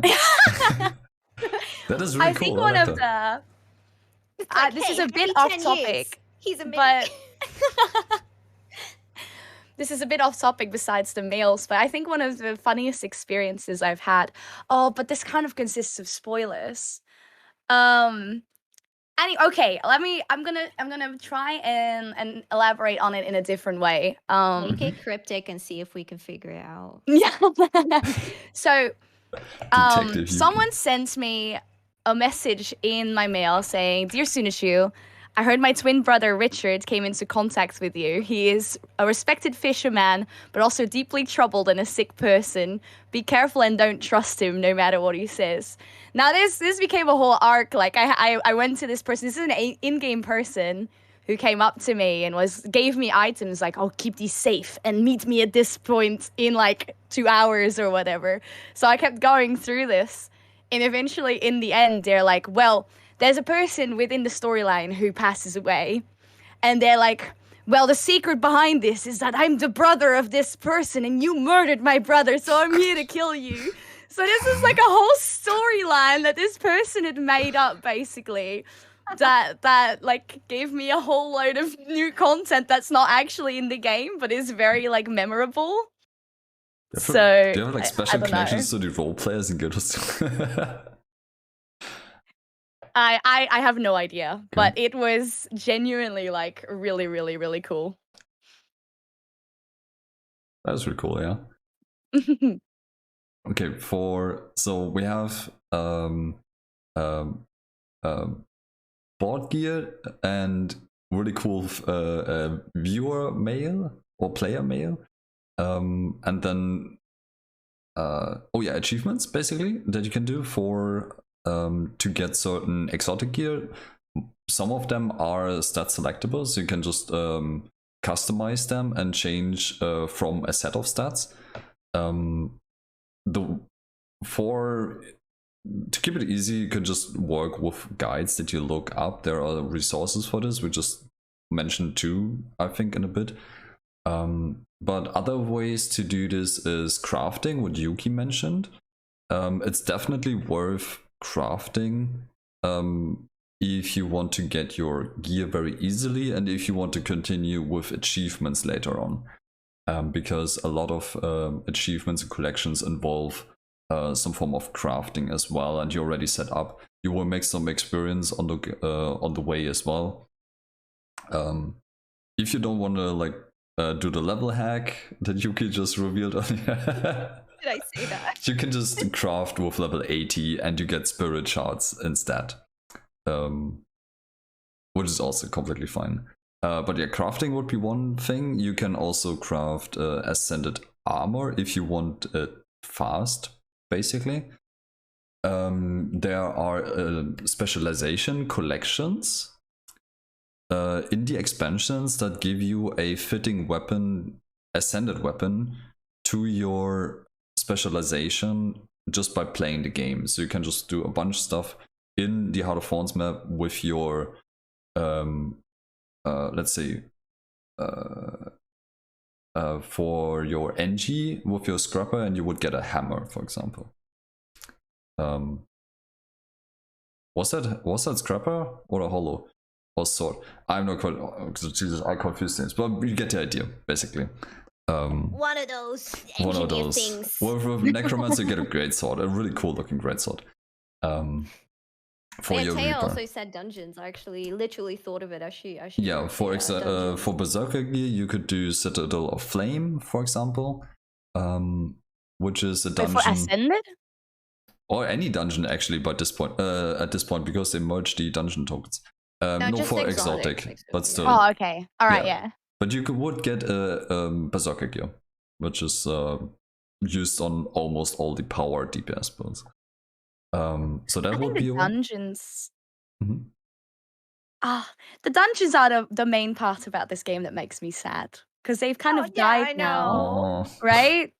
Like, I like the idea of dungeons and everything, but like I'm lucky to be like someone who has a community that like will join me in dungeons and everything. But finding a party for dungeons is quite hard now, apparently, and I still feel like I feel like the dungeons really add to the story as well. Like I feel like if you haven't done the final dungeon of your main story quest, right? The final dungeon has a really big point in the story before you go into the final dungeon, or well, the solo dungeon, right? So I'm talking about the final dungeon that you play with 4 players, and then the one that you can solo.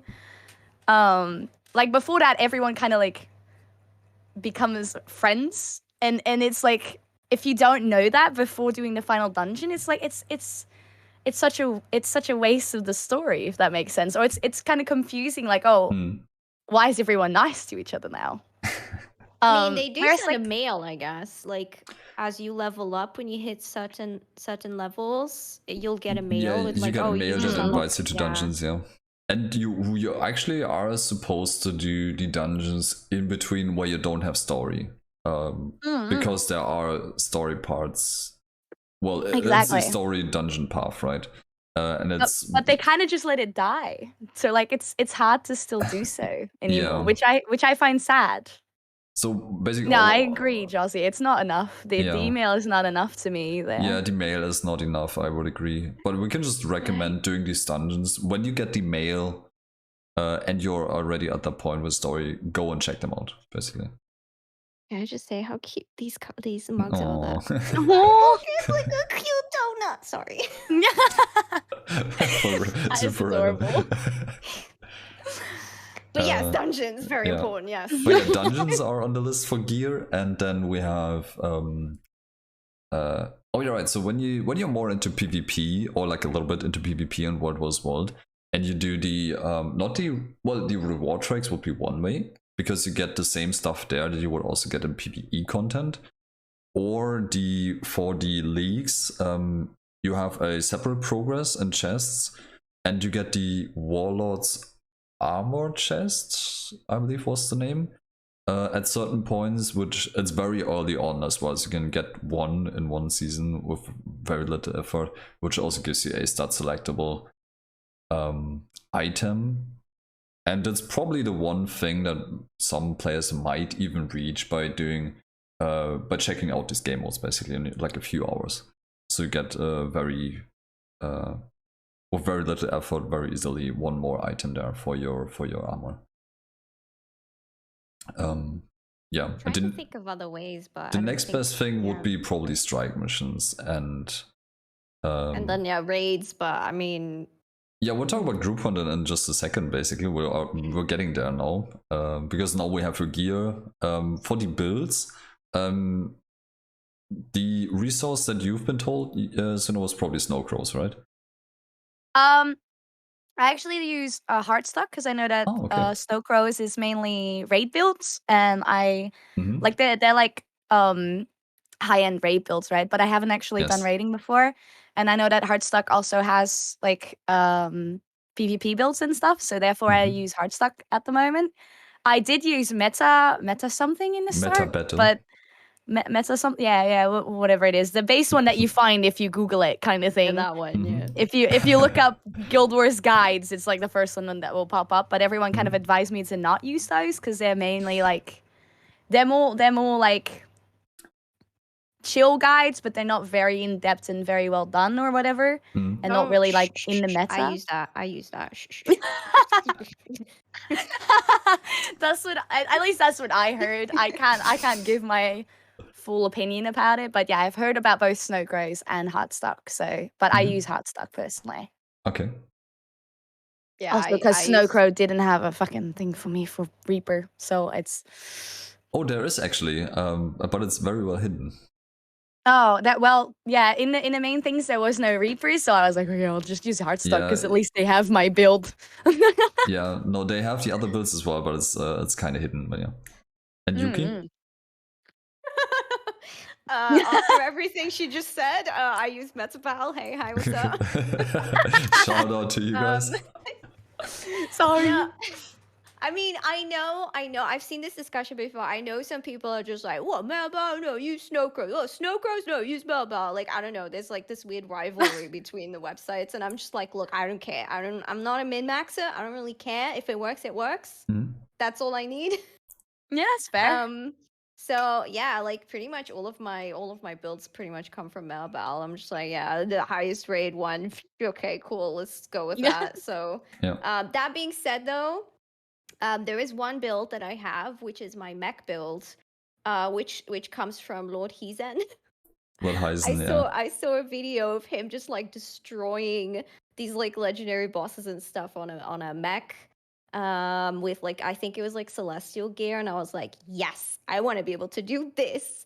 Like, I'm pretty sure the guy is just actually like really good at what he does, but part of me always thinks like if he can do it, I can do it as long as I have the same gear. So yeah, I got the same gear, and then I kind of didn't end up using my mech that much. But I do think he does a very good job at explaining, though, because he does say like, look, this is what I'm using, and this is like all the gear and the sigils, etc., etc. And then he like explains his rotation as well. So technically speaking, you could, I guess, recreate what he does. But yeah, I will let him know when he drops by the stream next time. Yeah, oh, no. he comes by every once in a while, just say hi. But yeah, that's very interesting. You come from a very different place. You were not really into raiding for the longest time, right? And Suna was probably like our raid eventually, and got this way. Yeah, I never really had the intention to, but then you swayed me, and I was like, well, might as well get my legendary armor. So. Yeah, I invited you to my raid trainings, and then we did that for a long time. Now you can raid like fairly well on like some of the wings. But yeah, for the I would probably not recommend meta build either, because I feel like they're not super up to date. I would go Suna, and I think she pointed out a really important difference there between Snow Crows and Hardstuck. Everyone just points towards Snow Crows all the time, and they do really good builds, but the important thing about them, and that's what nobody ever mentions or very few people point out, is that these guys are professional raiders. They're speedrunners. They do things very efficiently with very high skill.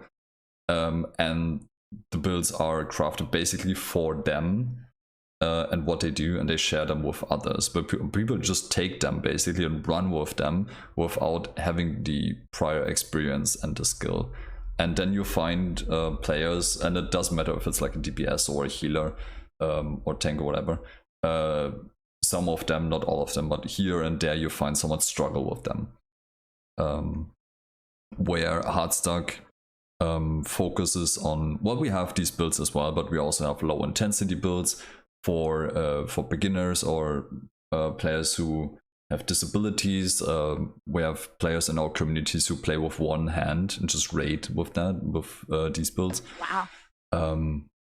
Not necessarily low intensity, they just play proper builds with one hand, but sometimes low intensity builds. Fascinating. And then you have hybrid builds in between, basically, that are very versatile. So we have a range on there, and it's very likely that you find something there as a beginner to start off your journey. And that's what I usually say. Like the Snowcrows build is like the end of your journey. That's when you get there and you raid a lot and you like improve your skill and you get better and you have your experience. That's what you want to aim for. That's what you're gonna run in your static when you like go into a Skedatic sometime or enter speedrun competitions and stuff. But that's the end of your journey, and it's probably not the best idea to just go there right away. And it's a journey, and probably I would recommend Hardstuck as well to start this off, and then that's your goal. That's what you aim for. Yeah. So check out the Hardstuck webpage basically for builds in case you need one. Yeah. Agreed. Metal for Yeah. life. Yeah. If you have questions, I can also recommend the other fellow Hardstuck streamers. We're all very knowledgeable. I cannot speak English anymore. We're all very knowledgeable about these builds, can help you out or point you in the right direction. Sure. So Yeah, group I don't know. content. Hardstuck yeah. community is wonderful. So group But I said- content. Oh yeah. Oh sorry. Everyone stopped us like, hey, No, let's go I'm group sorry. content. No, I said that I can confirm that Hardstuck is a very nice community. Yeah. Shout outs to Teapot, great guy. Yeah. And everyone else, you know who you are. I don't I'm in know there many of too, them. yeah. I will. We you are are too? a lot I'm actually. in the but- Discord though. I'm not like. Oh, yeah, fair I'm enough. just like a nobody in the Discord. But hey. Same, don't worry. Okay, well, we touched on dungeons already. What kinds of group contents have you guys checked out so far? And Like, yeah, all of it. I think. well, I know one thing that you haven't done for sure, but yeah. Which is? Well, Yuki, I believe, has never seen Harvest Temple normal mode. No, I entered it once. I just never completed it. It was with you. Oh, yeah. And we wiped. Yeah, you went for dinner. Yeah, and then you went for dinner, and then you No, went no, gone. no. Yeah, we wiped and then I left. Yeah. Yeah, and that was it. That was the end of your journey. Yeah. I'd say she tried. She put It was her. an attempt. Yeah, we could just talk about, maybe we'll split this into like 5 men and 10 men. So we have dungeons and fractals would be the main content for 5 men.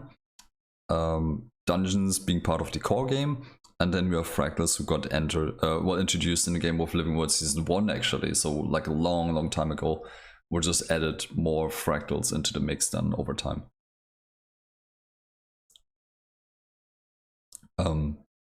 What about?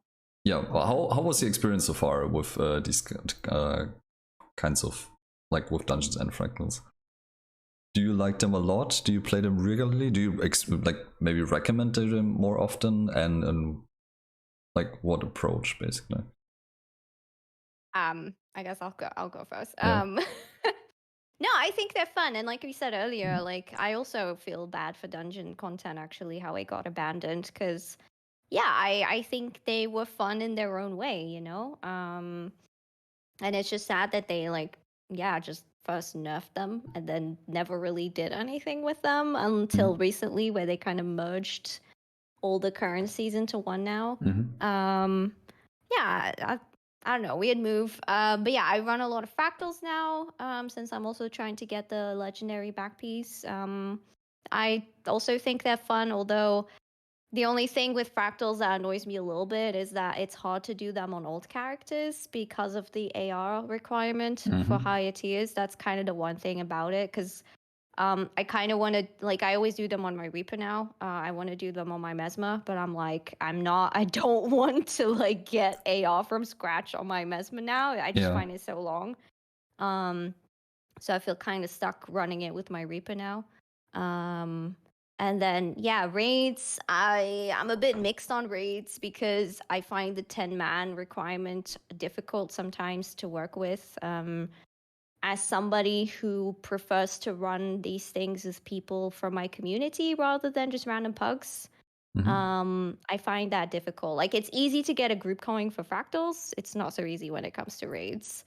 And yeah, other than that, I do stick to like the easiest raids because I have an issue with raids where it's like, for example, in the Zera fight, where it's like, oh, any random person can now get this special action key, and if you don't press it at the right time, everybody dies, and it's gotta be on you. And I hate that. I am so bad with that. So I stick to like the easy raids whenever I can find a group to raid with. But yeah, that's kind of my experience. And to that effect, I also want to say, like this is my personal opinion though, but that's kind of the reason I didn't like the story progression in Final Fantasy as well, because it kind of like forces you to go into dungeons at random intervals. And I was playing it solo, and I absolutely did not like having to run dungeons with strangers. And I just, oh my god, it was terrible. I was like, I don't like this. And I'm the same in Guild Wars. I would not run fractals and stuff with randoms. I wouldn't do that. Suna, you dabbled a little bit in fractals. I know that for sure. Like, yeah, because that was with me. I think I'm a bit opposite of Yuki on this. Uki's. Sorry, my bad. I love in Final Fantasy, the dungeons and stuff are my favorite thing in the entire game. Like, I love the dungeons, and I love how like the duty finder is like really helpful in just finding random people to be able to play with. So for me personally, with that being said, the dungeons and fractals in Guild Wars 2 are not my kind of content, honestly. As the fact that I feel like the big difference, if anyone's played the dungeons in Final Fantasy versus the dungeons in here, I feel like I can only speak for low level fractals, by the way. I haven't done the high level ones. So I'm hoping that the high level ones will be a bit more complicated and complex. Whereas, like, I feel like in Final Fantasy, there's a lot of mechanics and stuff you need to do within dungeons. And in Guild Wars 2, it's more of like, you know, just run, kill, and just go kind of thing. Like, there's not much mechanics behind it. It kind of feels like a hack and slash in that kind of way. Like, there's not really much to it. Yeah. So I don't enjoy it so far. I'm hoping that the later content might be more fun. But I also hope that like raids and strikes will have more like that, like kind of like proper mechanics to do and stuff instead of just like running in and going YOLO. Yeah. I can tell you that the fractals will change. So for the beginners, basically, they will probably have the same experience than you. It's all just kind of kill everything that comes in front of you. It's kind of whatever. It's very fast. But when you transition through the fractal levels and you go from tier 1, which is the first 25 levels, and then the next and so on, to tier 4, we have fractal instabilities getting introduced, which is a additional environmental effect, basically. And it's at the beginning, it's 1 instability, then it's 2 and 3 at the end. That will make you... well, that's basically randomized, but it's a set of 3 at the highest level. You take some more damage. You have like random monsters popping up out of other fractals. Enemies leave poison fields behind, and you have all these different circumstances that you have to deal with, while all the enemies have more health, do more damage. There are higher numbers as well. And that can make your experience quite challenging at first until you get used to it. So there is more to come if you transition through the fractal levels, basically. Oh yeah, I'm sure. Yeah. I'm sure. I just don't have the ascended gear yet to be able to like put stuff on it. So eventually I'll get there. It's a bit of a shame that there, I guess, is like a bit of a barrier, right, for fractals compared to, I guess, dungeons. Yeah. Because oftentimes I'll be like, hey, anybody up for fractals? And then people will be like, oh, I'd want to run them, but I don't have any AR. And then I'm just like, just because I don't really like, I'm just like, you know what, I don't care if you have AR or not. Like, we'll just play tier 1s then. But yeah, I guess it is a bit of a shame that I don't know how the community basically would feel about if they made AR a little bit easier to get or cheaper to get. Maybe, I don't know. Well, the agony resistance is quite cheap because they only cost a few copper on the trading post. So if you have some money from somewhere playing your journey or doing some meta events or whatever, you could buy them on the trading post. But as a beginner, it's probably harder to get these first few legendary ascended items, basically. I'll get there eventually. Yeah. Are you talking about the plus ones now? Yes. Oh, okay. And No, you I was can talking about, upgrade like, them to plus +9s, for example. Yeah. Oh, okay, yeah. I mean, I just bought the plus 9s from the NPC directly. That's and I all. found Yeah, that that's to be a all. bit expensive. I Yeah. was like, ugh. But yeah, the ascended items, well, you get some with the fractals, right? You get some rings or accessories. For backpacks, you probably get the easiest one with a achievement or collection, basically in the expansions. I remember correctly, in Power of Fire, for example, or Living World seasons. There are like a bunch of them. Yeah. And raids, of course. So you can get armor chests or weapons even as well, get as a random drop from raid bosses. So if you just raid early on, you can do this with exotic gear. You don't need agony resistance and fractals. You have some chances to get stuff there as well. But yeah. Yeah, I mean, people in chat were saying like, oh, you can just like swap your Zerka gear over to your Mesmer then, but then you have the problem, like in my case at least, all my characters are literally running different stats and I cannot be asked to stat swap. Yeah. So yeah, it's like I'm kind of stuck with my Reaper for now. Yeah. But it's also Reaper all the way. But it's a good point that you mentioned this, right? You can stat swap. So if you have an ascended item as a new player and you want to switch your build and you play Condi instead of Power all of a sudden, or the other way around, you can look up in the wiki. There are Mystic Forge recipes where you can change your item. You don't have to get an entirely new one. Yeah. I did it once. I did stat swap once, but I'm just lazy. I thought only legendaries could do that. So Ascended can do it too, but then with like a bit of a U-turn around it, or what? Yeah, a bit of a cost attached to it. Yeah, basically. you have to do it at the Mystic Forge, and you need the other insignia or what's the other one? Yeah, basically, if it's Don't ask me. I can't remember now. Yeah. Fair enough. The thing is, I played the game with the German client for like 8 years or something, so I have a really hard time. But sometimes I'm just a little bit behind with my vocabulary on these things. But yeah. I also. Yeah. Sorry. I'm having a hard time getting through sometimes. So I'm sorry if I speak over you. It's not my intention. It's but... okay. As someone who's never done like raids or anything or those kind of things, I can't really say much about it. However, I think one thing that we don't touch up on here is the world bosses, which I think is a very unique thing about Guild Wars 2 that I've not seen in any other game that like in this kind of way. Like if you look at meta trains and stuff, it's something I really look forward to getting into. Doing meta trains and killing all the world bosses in one. And like, I love just doing the world bosses when they come up. I think they are a lot of fun, especially with like the new updates, with like the newer bosses getting like proper mechanics and stuff to do and things to dodge instead of just like destroying them within the first 5 seconds. I think they've done a really good job, and I think that is really cool. And I don't think I've seen anything like that in any other MMO. Correct me if I'm wrong, but I think that's unique to Guild Wars 2. In the way that they do it. Yeah, I would agree with that. So. Yeah. So I don't know. I think that's really, really awesome. Yeah. I also like that they're so different. Like there's no repetition, like any form, basically. Like it's all different models, different circumstances. The meta events work all very differently. They tend to go with the map has to work together and split up and meet again after for the big fight.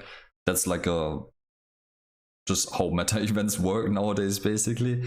But just the fact that everyone has to work together on the map to make this work is really cool.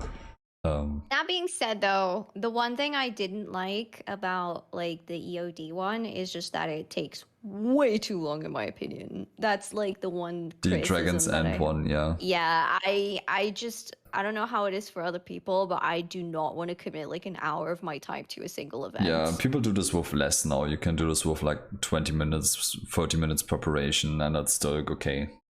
Oh, really? Okay. Yeah, it's way less now. People got used to the fight got nerfed. Everyone knows how this meta event works at the moment. There are apparently still groups that fail this, unfortunately, but Yeah. I can recommend the Hardstuck commanders. Not sponsored by Hardstuck. It's not actually, but yeah. We just what do you have. expect from someone who's a part of Hardstuck, huh? I just have very good fellow dragons and commanders. They're all friends of mine, so yeah. There you go. Oh yeah, so for the, I just want to go back to the fractals. I know Suna did the fractals now with me, and with this is like fairly slow, and I walked over everything, or like. That is not true. What? Your friends really liked speeding through it while you were trying to explain stuff to me. We had to calm them down like twice or so. Yeah. And it never happened. Yeah. But that's the that is what can happen to you in these daily groups when you go to the fractal FG and you go for the recommended fractal or tier 1 daily or whatever. People just speed through this and speed run through this. I get that, but it was my first experience, and I hope that kind of like get to know it instead of speeding through it. If that makes sense. But you got mad. But you got mad, and you pointed this out, and they were like, "Hey, team, like this is not okay. Like we'll do this properly and like calm and chill." And I would recommend to do the same to the new players. If you are new to a fractal and you have not done this yet, just try to chill everyone down, to calm them down. Just ask questions as well. Like we just did this thing. Like, what the hell was that? Like, well, how does that work? And yeah, you definitely. It wasn't you at all. You explained everything very well to me. But it was just like I think especially there was this one fractal that had all these different rooms with different puzzles and stuff. Kind of looked like an Azura area. And the Terminal Reactor, and basically like the other people had already done like 2 out of the 4 puzzles or something without me even getting there, kind of thing. And it was like, how am I supposed to learn what to do here if you guys are just going to complete stuff before I even like get to the area? That was a bit tilting to me, but that's actually an issue now as well, because I saw it on the subreddit this week. There was actually people saying like, hey, apparently they're specifically organizing like training training teams for fractals, and then apparently these variants just like join and just like speed run through them, and it's like, why would you join this? It specifically says training, like the whole point is to explain the mechanics. Yeah, that's a bit of a weird move, like. Yeah, so when that happens to you as a new player, I would say just like ask them questions, get them chatting basically, because when they chat they can't speedrun stuff anymore. Just keeps them from running. No, but that's really the way, right? You just have to ask questions there, and like don't do anything to like sabotage this, but try to get your information about how this works basically, and why you do things a certain way. I think that's very important, because it really matters that you're familiar with the way fractals work when you get to tier 4. We had players in tier 4 fractals, they like clearly didn't understand how like mini puzzles work and stuff, and they were not really helpful, and the enemies really don't get easier, especially when you do challenge modes. Like that would be even one step ahead above them. Yeah, I think that's the issue with it though, with people speeding through it, because I feel like if you're a new player and you don't have people like me that will explain it to you, you're just going to be joining these random people that will speed through it, and you're not going to learn it, right? And then you get to tier 4 and it's like, oh, suddenly you need to do something. It's like, oh, okay, what do I need to do? I haven't learned in the last 3 tiers, so yeah, I don't know. It feels a bit odd, I guess. I mean, I get it, but at the same time, it's like, I mean, or you could just be me and just, I mean, since I always run them with people from my chat, I'm just like, what do you do? What am I doing here in the chat? Like, Yeah. sometimes they explain, sometimes they don't. It's like, it's a mystery. Yeah. Let's figure it out. Yeah. Yeah, that's fair enough. Or you just go with friends, right? Or you make, well, ideally you make friends while you like do this as a new player, right? And people pick you up as a new player. Or maybe you have already a friend, or yeah, or someone will ask for a guild, right? So when you have a guild that you're in, you can ask them for some guidance. Friends that you played with, some friends that you like met while playing the game, or you just go to the surrounding group and ask them nicely, basically. Yeah, like Yeah. chat says, guilds can definitely help facilitate that. Yeah, because I mean, guild still. could join. I have a Sure, I will. Listen, I'm scared of guilds, okay, but I'm down. It's my fellow drama llamas, and like our tag is Yeet. Dude, I'd love to join. I have my own little guild that I just invite people to, but other than that, I've been too scared to join one yet. Yeah. So yeah, eventually. I made the guild specifically for, you know, anybody who's in there if they need something, you know, it's like, hey, I'm running this a lot. Like, if anybody wants to help out, they can help out. Other than that, I don't really expect anything, to be honest. Yeah, that was a point for later, actually. Or we could just like talk about this now, like the fact that you need or want to find a community in the game, basically, for certain things. We have 2 streamers now who have their own guilds. I don't. I'm just in Hardstuck. It's just not really a guild. It's just like I fight people and then they accept, and I don't do anything with it. But yeah, so you can apparently go to streams, and if you like the streamer and the personality and the community, you can apparently get an invite there. It's always so join my cute, guild. though. We do nothing, but you know. It's always so cute though when people are like, can I join your guild? I'm like, of course you can. What do you don't even have to ask. When I first started, I just automatically sent everyone a little guild invite, so if they wanted to join. Just random people. No. And everyone from my community, obviously. Okay. It's a community guild, so.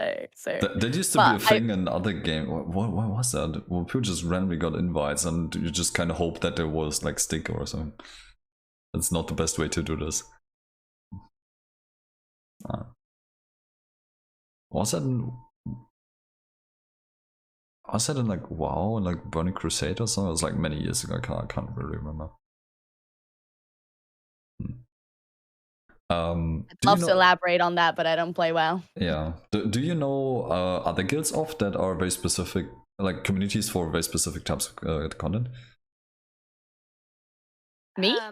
Or both of you? Hardstuck is a guild. It's founded by Teapot, and they do like all kinds of things, including raids and like world events and stuff. Not sponsored. Yeah, it's a community guild, and we have people for every game mode, basically. So we have very experienced PvP players, we have some people who are in charge of world as world, meta trains, raids, all the endgame content, and getting people into that content, let's say, as well. Yeah, other than that though, I would say Hardstuck definitely is like the biggest one with the most representation. Other than that though, like big outstanding communities, I don't know. That's no, a good question. just like very specific for well,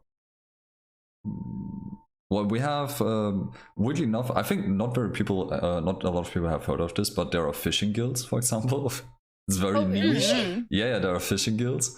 You just go to if you really enjoy fishing and you want to like fish in the game in your downtime, just chill and chat. We have racing guilds.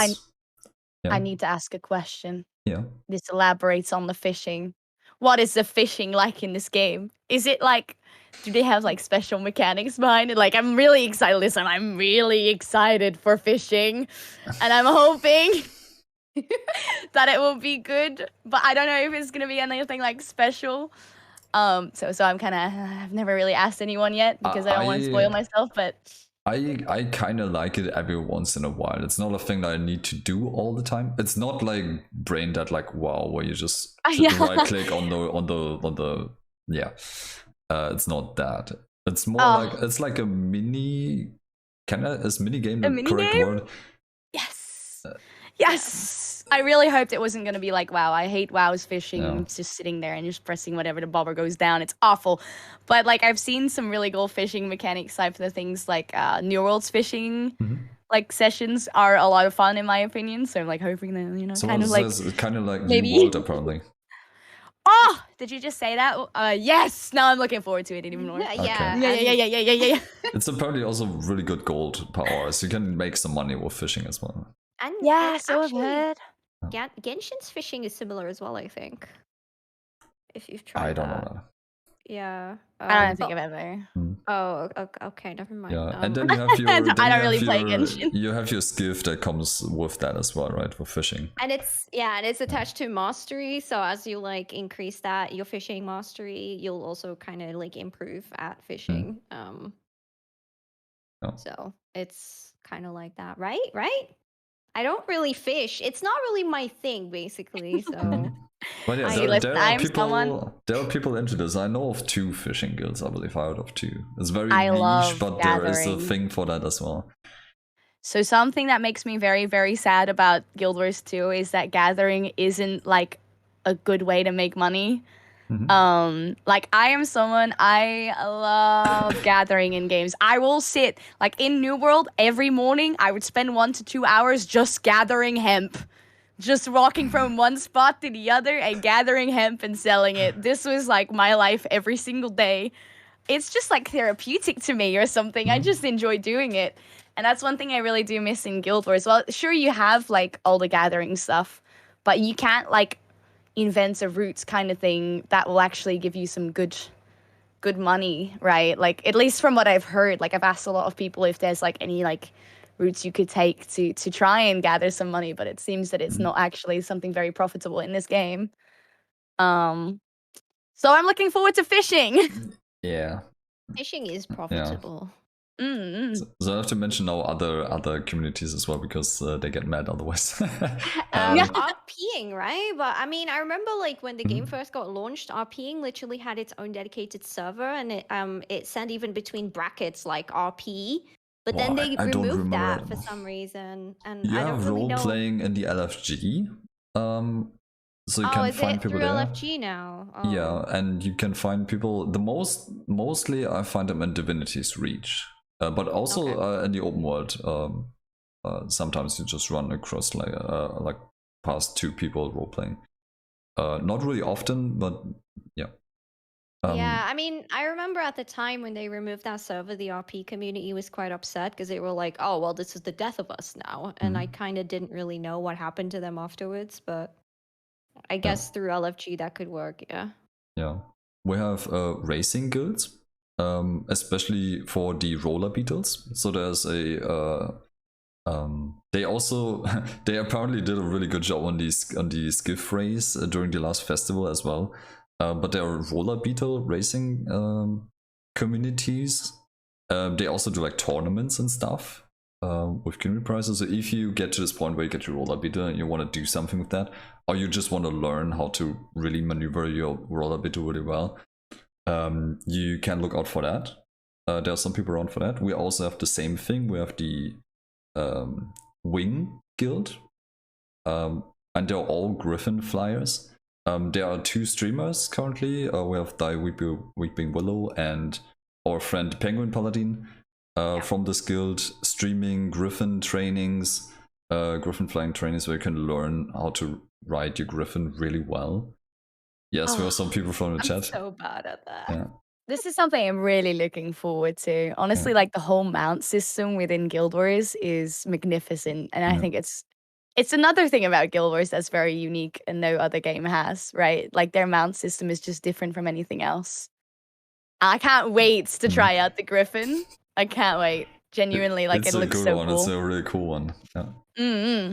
I will say, I suck at it too, but yeah. Coming from Guild Wars to ESO, like the horse mount, I just have one mount and it's the horse right now in ESO, and it's just like it's it's just not good. It's like, this horse has no weight to it. It's like, it's hard to describe, but yeah, the mounts in Guild Wars kind of feel like they have a bit of weight to it. Like, when you stop running with your raptor, for instance, it doesn't just like abruptly stop, but it kind of has like a little bit of a, you know, like, I don't know how to describe it, like a stopping motion. And yeah, and ESO doesn't have that. The mount is just kind of like, it I think Final stops. Fantasy is the same. Yeah. Yeah, it's I think Black Desert Online is another game that actually it only does horses, but the horses are actually like the mounts in this game when it comes to the riding. Like it has that kind of acceleration, I the do stopping and agree. stuff. Yeah, I loved horse training in BDO. I kind of miss it. I haven't actually tried BDO properly yet, but yeah, it's definitely there. But yeah, I feel like I feel also like the mounts. I feel like every mount in this game has such a specific, special thing they do, and that makes none of them insignificant, right? Whereas like, if you're playing Final Fantasy, you have this one mount you really fucking love, and then you stay on that forever, and you don't care about the rest, right? Whereas this game has different situations you want to use a different kind of mounts in, and I think that is really, really cool. Yeah, I would say Guild Wars is probably the only game right now that kind of has that. Although in WoW, I think that new mount in WoW is only going to be in that map, right? So I guess didn't they steal that like directly from Guild Wars 2? As far as I've heard, it looks a lot like what we Griffon, have over right? here. Yeah, it's more like a Griffon. Griffon. They basically took the dive from the Griffon and this roll from the Sky Skill. Okay, so I can't really say whether all of this is true or not, but my chat was quite angry about this. That WoW basically stole the concept from Guild Wars 2 and then went and bragged about how they invented it. Yes, I think that was a misunderstanding though, because I saw a lot of outrage from the Guild Wars players as well over like one specific article. I think that was kind of doing the rounds on Twitter. And I think there was a misunderstanding because in the article they said that it was like the first time that they have a mount like this in WoW. They didn't really say in like MMORPGs in general. They said like in WoW. But I remember reading a lot of like Guild Wars 2 players who were just like, what do you mean? Guild Wars has it too, and I'm like, yeah, that's fair enough. That's really a problem that like people don't really know about us. Like the thing is, what's even more than this actually, it's not just the whole Griffon and Skyscale animation, but the whole mythic raiding, dungeons raiding, the whole concept is basically fractals. And we had fractals many years ago, before that was even a thing in WoW, with this increasing difficulty and scaling and stuff and whatnot.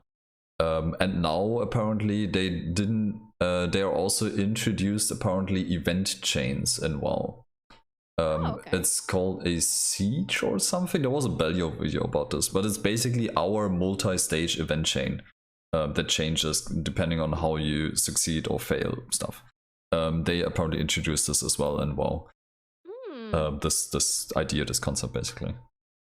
Overall, I don't mind MMOs taking stuff from other MMOs. That is, yeah, I don't either, but it's very upsetting if you have like how long is this now? 7 years, 6-7 years or something? People coming to Guild Wars 2 is like, yeah, this is like this in WoW, basically. It's not like we have mythic dungeons now, and I heard they took this from fractals, and I like it. That's why I'm checking fractals out now. It's always the other way around. Like we have they think WoW came first, kind of thing. Yeah. That's with so many years this happening, it's just very upsetting. At some point, it's just not cool anymore. I actually haven't seen that side of it yet. Yeah. Yeah, me neither. I don't really know WoW in general, so yeah.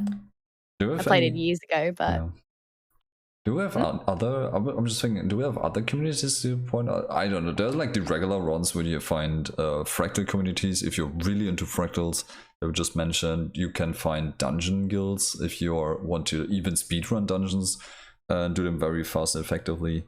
I mean, raid Then guilds, our I raid guess. guilds, of course, yeah, raid training guilds. Yeah. If you want to get into raids. And yeah, we basically touched on to wait, do we have yeah, I think we talked about every aspect of The fashion questions. community is true. Oh, the fashion, yeah, we have to what United Arts of Turia and others, basically. That was the first one that came to my mind. Yeah. Also, I don't know if these are really communities or just individuals, but there are a few individuals, I guess, in the Guild Wars community who are also like very heavily into lore. I mean, obviously, like Wooden Potatoes is one of them, but I also remember there was like one person in the forums who was kind of like the lore person and was just kind of like all over the, you know, the lore like threads. My boyfriend as well. Okay. I mean, I don't know if they can be called communities per se, but there's definitely like some people who are like, you know, very informed about their lore. My boyfriend is just like that with every other game. God. It doesn't matter what game it is, whether it's Final Fantasy or this. Mm-hmm. He will read everything. Every NPC he talks to, he will read the stories of the people with the heart quests, right? Like the little heart quests that you do, he will talk to them, find out their story, then do the quests, and then come back and talk to them again. I did this once actually with a friend of mine. We went through Guild Wars 2 and we talked to every single NPC that we could find. And we read like not all the books, but like more like the shorter notes. Like books is a little bit too much, but like we talked to everything and we tried to catch all these small events and side dialogues and stuff. I mean, there are a few special NPCs though. I remember there's one NPC in particular, I think somewhere in the Norn region, that they added into the game because it was like somebody's wife who had passed away.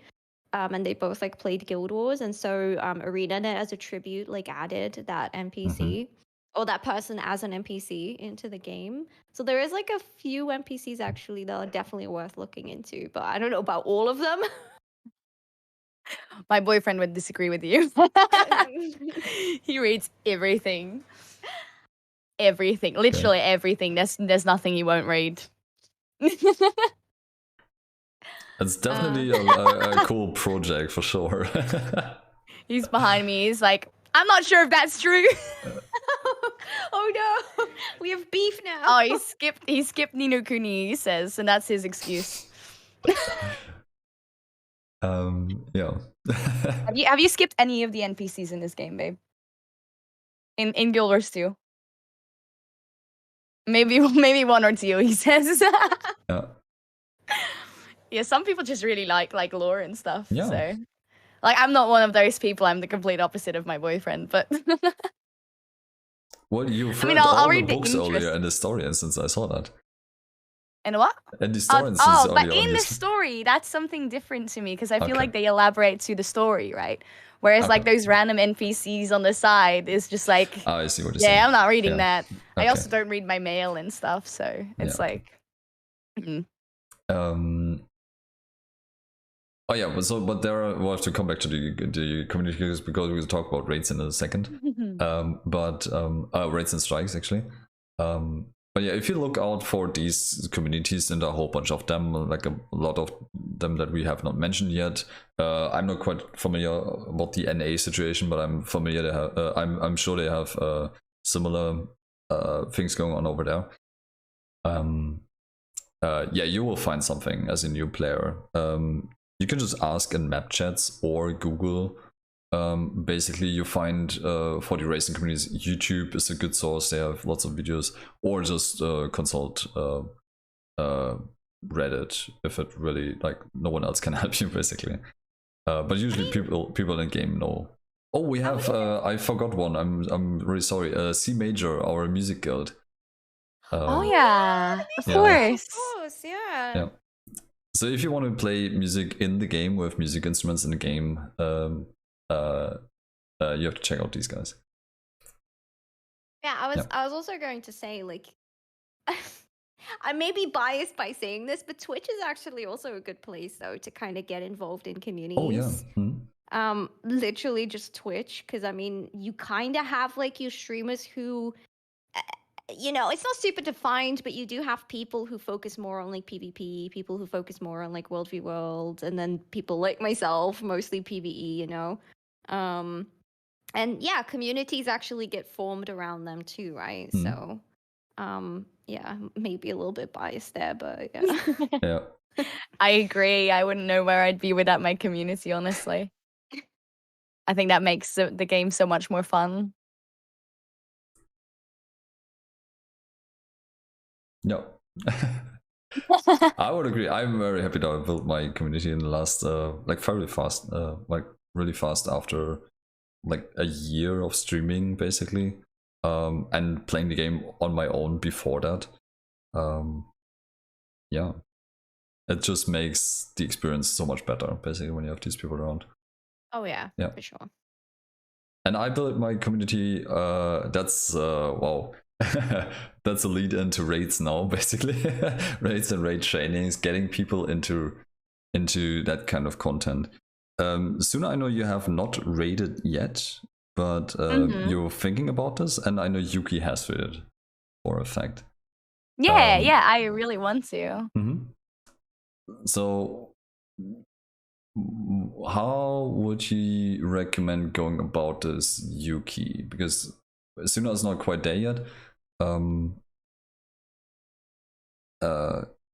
joined my raid trainings basically, so you never had this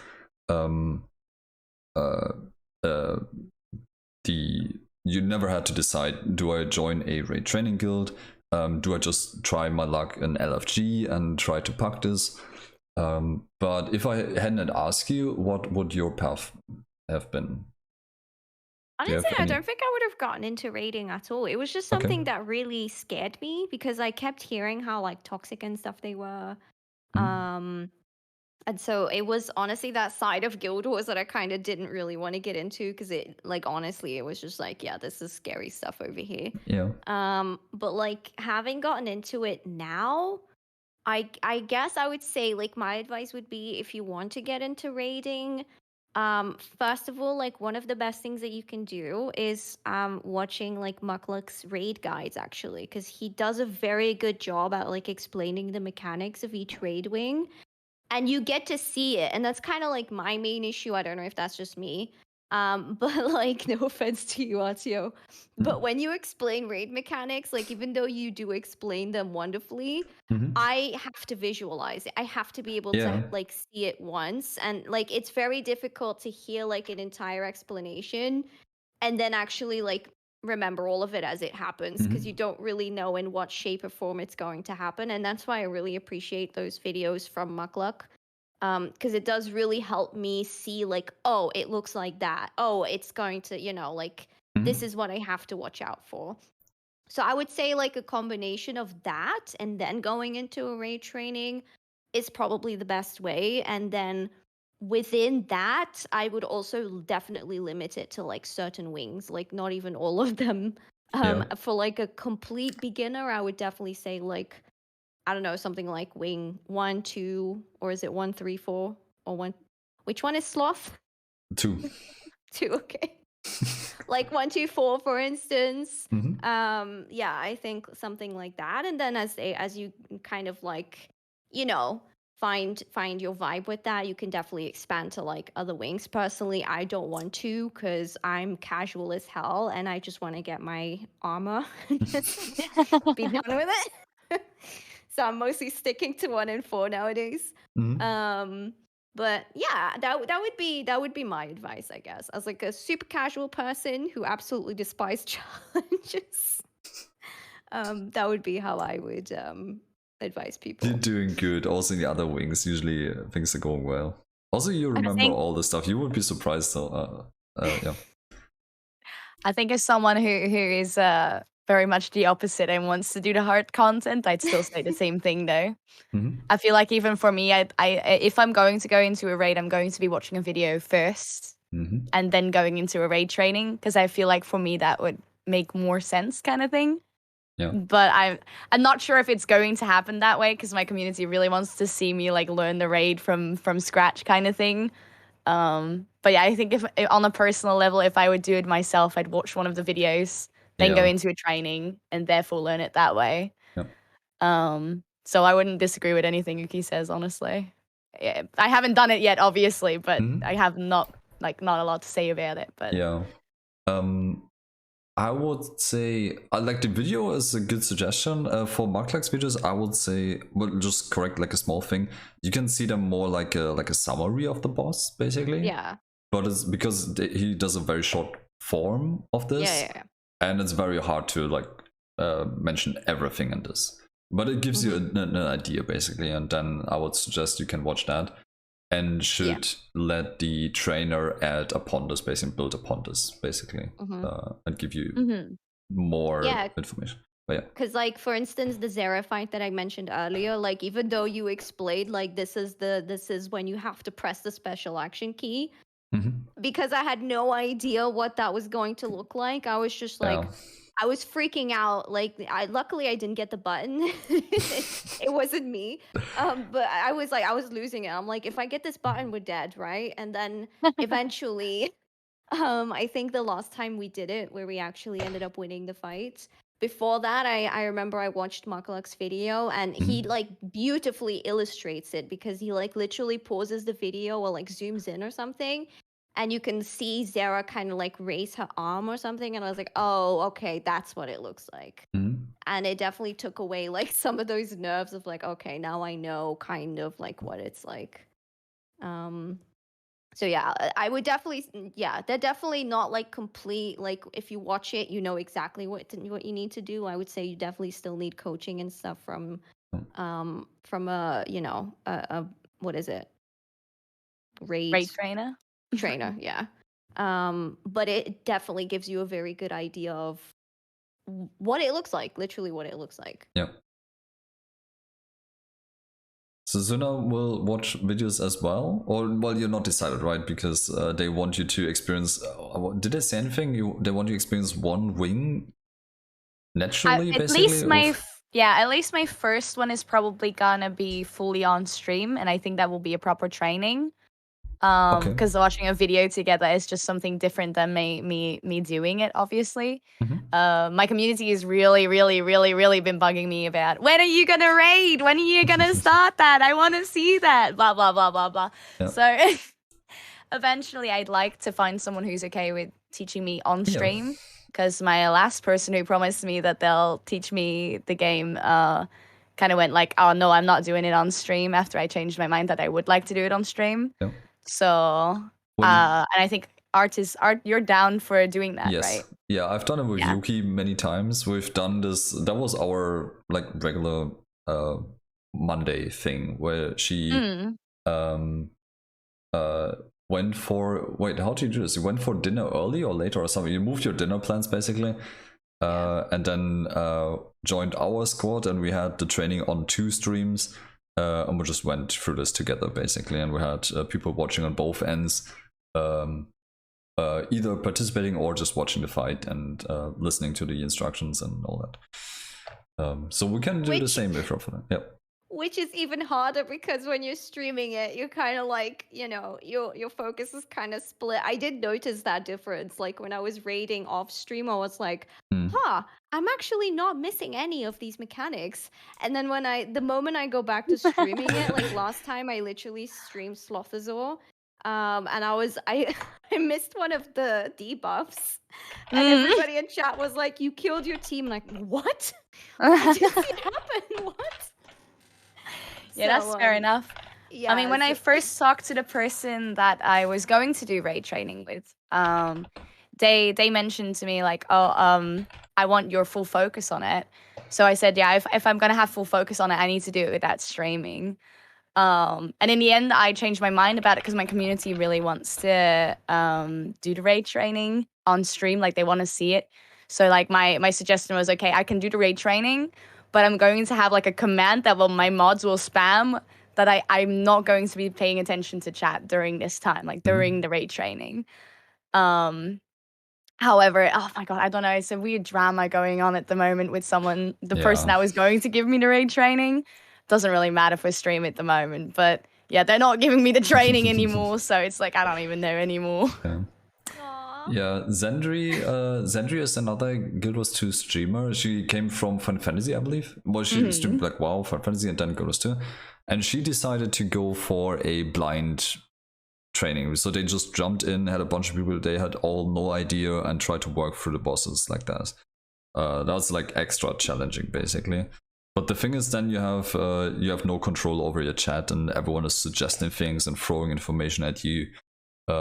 They had, unfortunately, some people misbehaving actually there, where the mods had to intervene. It was not nice. Yeah, that's also an option. We just have to be aware of that. That like No, I get random that people fully. tune in and just like maybe spoil something for you. No, I mean overall, I don't mind chat giving me hints and tips and stuff. But overall, I will be listening to the raid trainer over anyone else. Like I think that's the most important thing, to be paying attention. And as me, I'm someone who can't really do the whole split attention thing. So I need to focus on one or the other, and it will be very clear at that point I need to focus on the raid training and not on the chat. Whereas like most of the time my focus goes to the chat, but they can deal with it during that. Deal with it. They want to see it, then they're gonna have to deal with me not looking at chat. Yeah. I feel like I have to point out a thing for the new players or new raiders, basically. Well, you both never went to the puck scene, basically, just do random raids. But I feel like I have to point something out for the players who want to choose that way, and they don't join a like a raid training initiative, raid training, or the Hardstuck server, or like go a streamer or something. They try their luck there.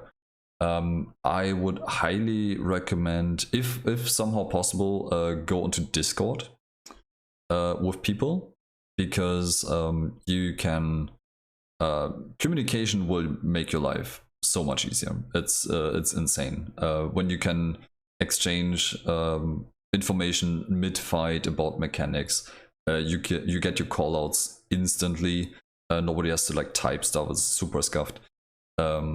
And you have a voice basically that you can work with, and maybe a person that's that you like learn to like and to learn from. It's very, I don't know, it's like not very personal when you just solve everything over chat. The other thing is, when you're on voice, or even if not actually, if something is not clear to you, you should always ask questions. Asking questions is always the best way. Never, like, nobody will be happy when things go wrong and then you go like, oops, I didn't know, or like I was not, or whatever. So asking questions is the best way to go about these things. As soon as you're not sure, maybe everything is cool, but if you have like a weird feeling, ask a question or tell people. Communication in raid content, especially in raids and after, is a really big deal, and will make your life easier. Yeah.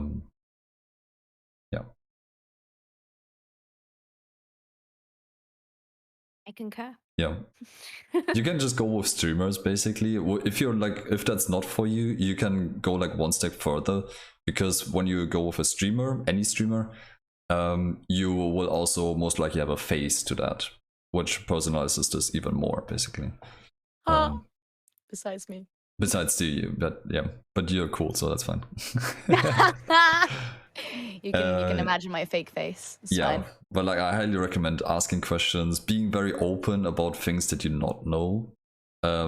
We had other streamers doing little experiments, acting as non-experienced raiders basically, and just joining random groups with an alt account, going like, hey, I've watched this video and like I've watched the streamer do this and stuff. Is this cool when I join you? And they will be okay with that and maybe mention a thing or two to you, and you can just double down on this by asking like 1 or 2 or 3 questions basically, just to like clear things up. Yeah. So that's be open all the time basically. If things go wrong, people will be upset, and if that's like solvable by having clear communication beforehand, then they will be even more mad. Just clear things up before.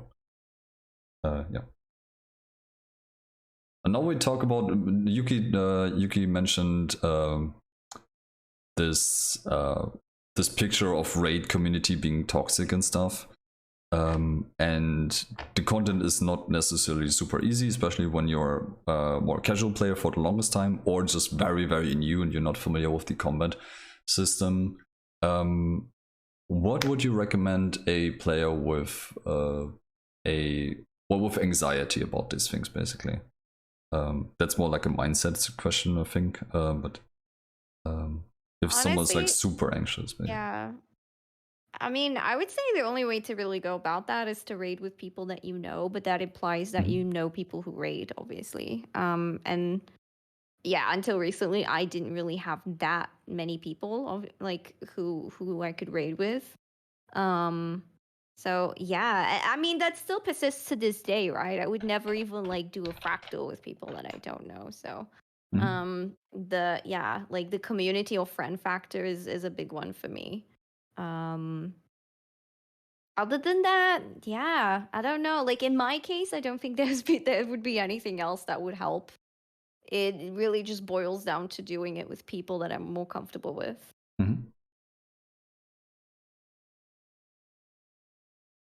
Suna's not anxious yet. I don't know. I kind of like the idea of group content. I always like one of the main things. I've always been very anxious of group content. I'm a very introverted person who doesn't really like communicating with other people. However, I've learned from New World within last year that honestly the community aspect is the most fun. And it's really what draws me into MMOs at the moment. So now this is very blunt, but I'd say get over it and try it. Because I'm someone who was terrified of it for ages, and now it's the only thing I really look forward to.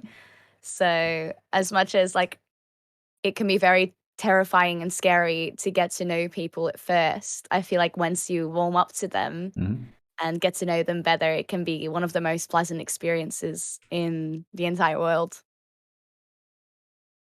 Yeah. And I know that that's really hard for some people. I fully understand that. And I know that what I'm saying will not go for most people. But yeah, I encourage people to try it because it's genuinely a lot of fun, especially when you warm up to people, like when you make friends with the people that you're like raiding with or becoming like in New World, it was very important to have a big like community and group or guild that you're in.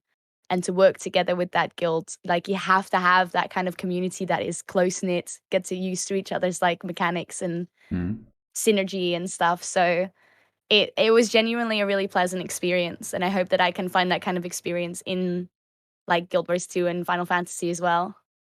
Especially as someone who's very introverted and very scared of like communication. Like this is my first podcast in 6 years that I've ever been in, so that like shows how little I'm usually.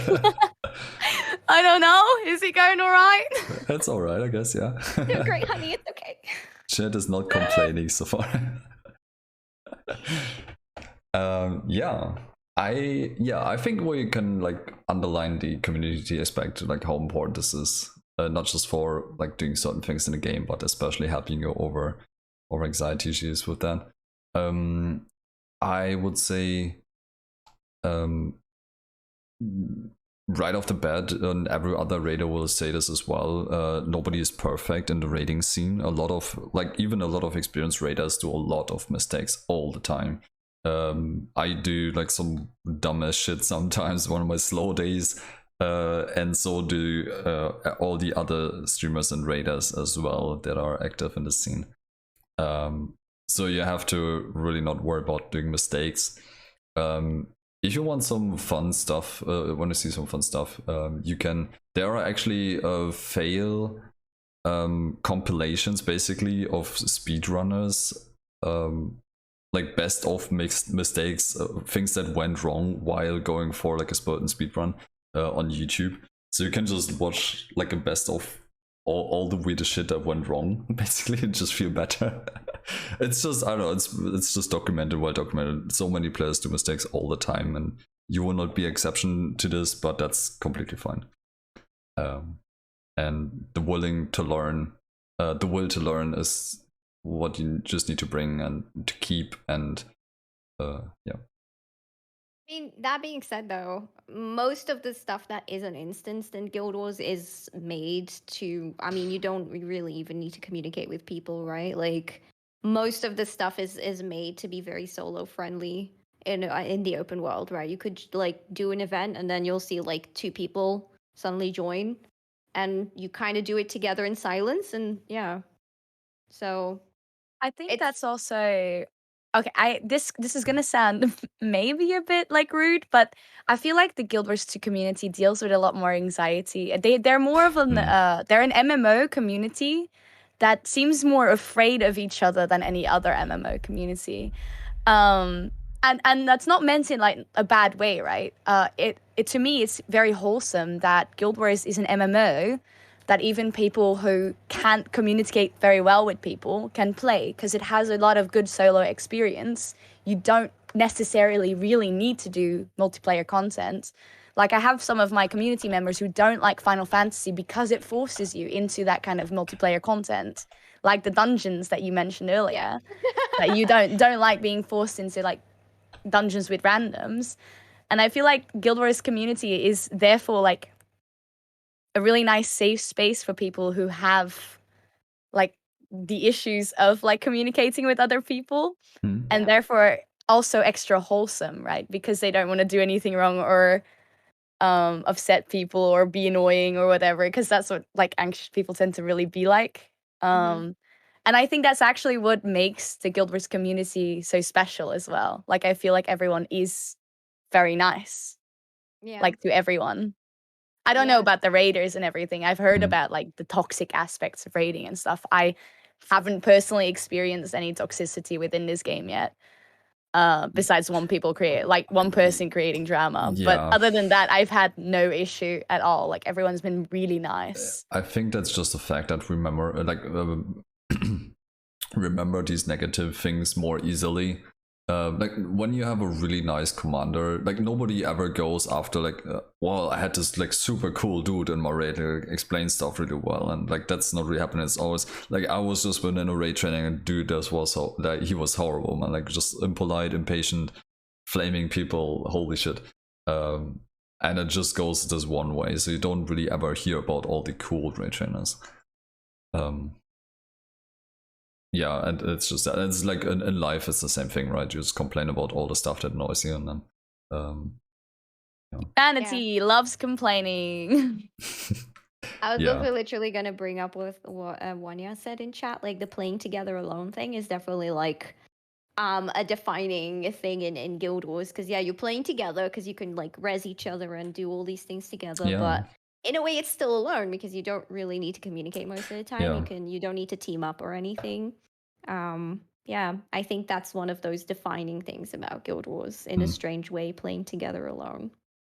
If you want to have some fun, you can stand like some meta events have some downtime between where just like the Chuck Garant, right, when you're done, and Suna is not familiar with this one, but you basically stand at the end in front of the wall and wait for the finish to like the event to like finish off, and you stand there like, for like 5 minutes. You can just start chatting with people, basically, just have some fun, or start playing an instrument. Or if you start playing an instrument, people like will gather around you and start chatting or dancing and emoting. And I find those 7 minutes so awkward. Every time I do it on stream, I'm like, why the fuck does this take 7 minutes?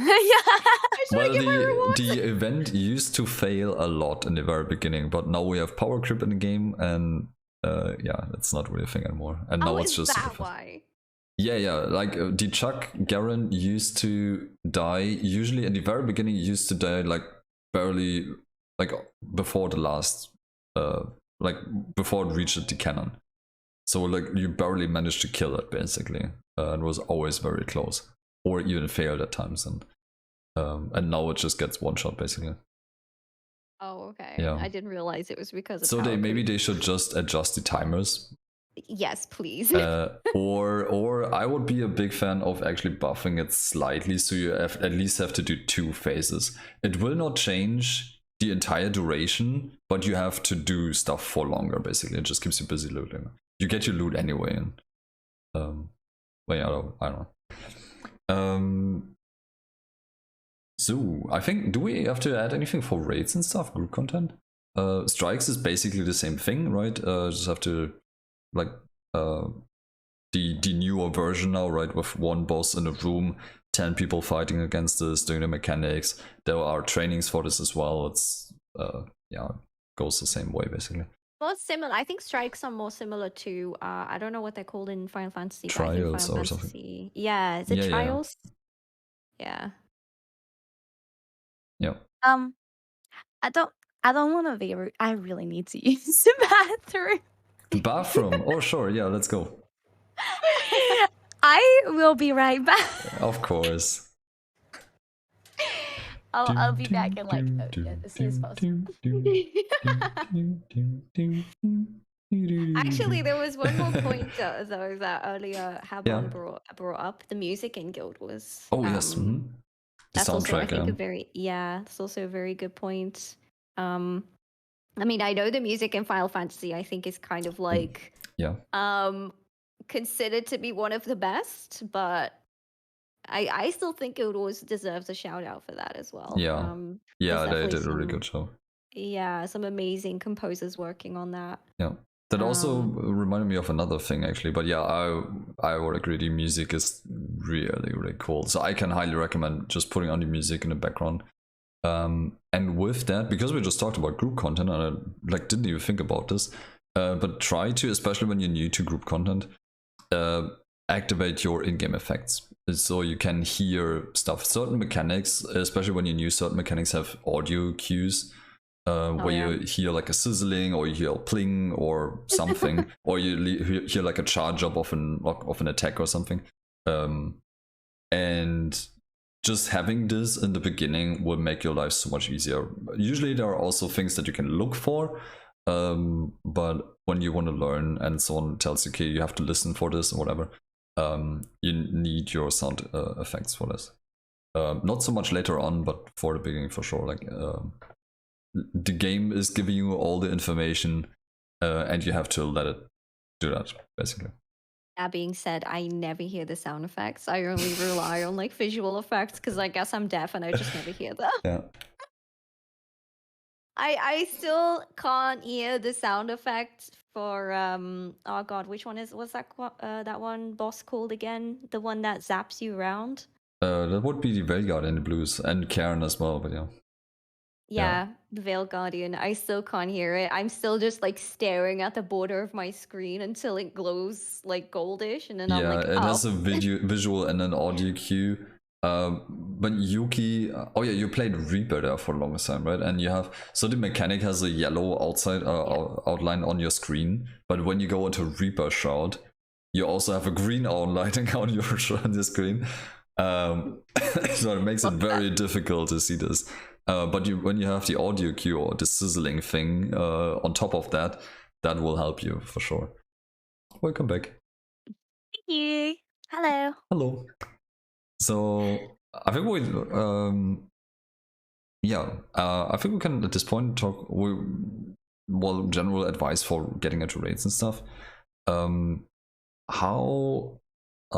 What do we recommend for long-term goals in the game? Because people will level now fairly fast with the new adventure guide.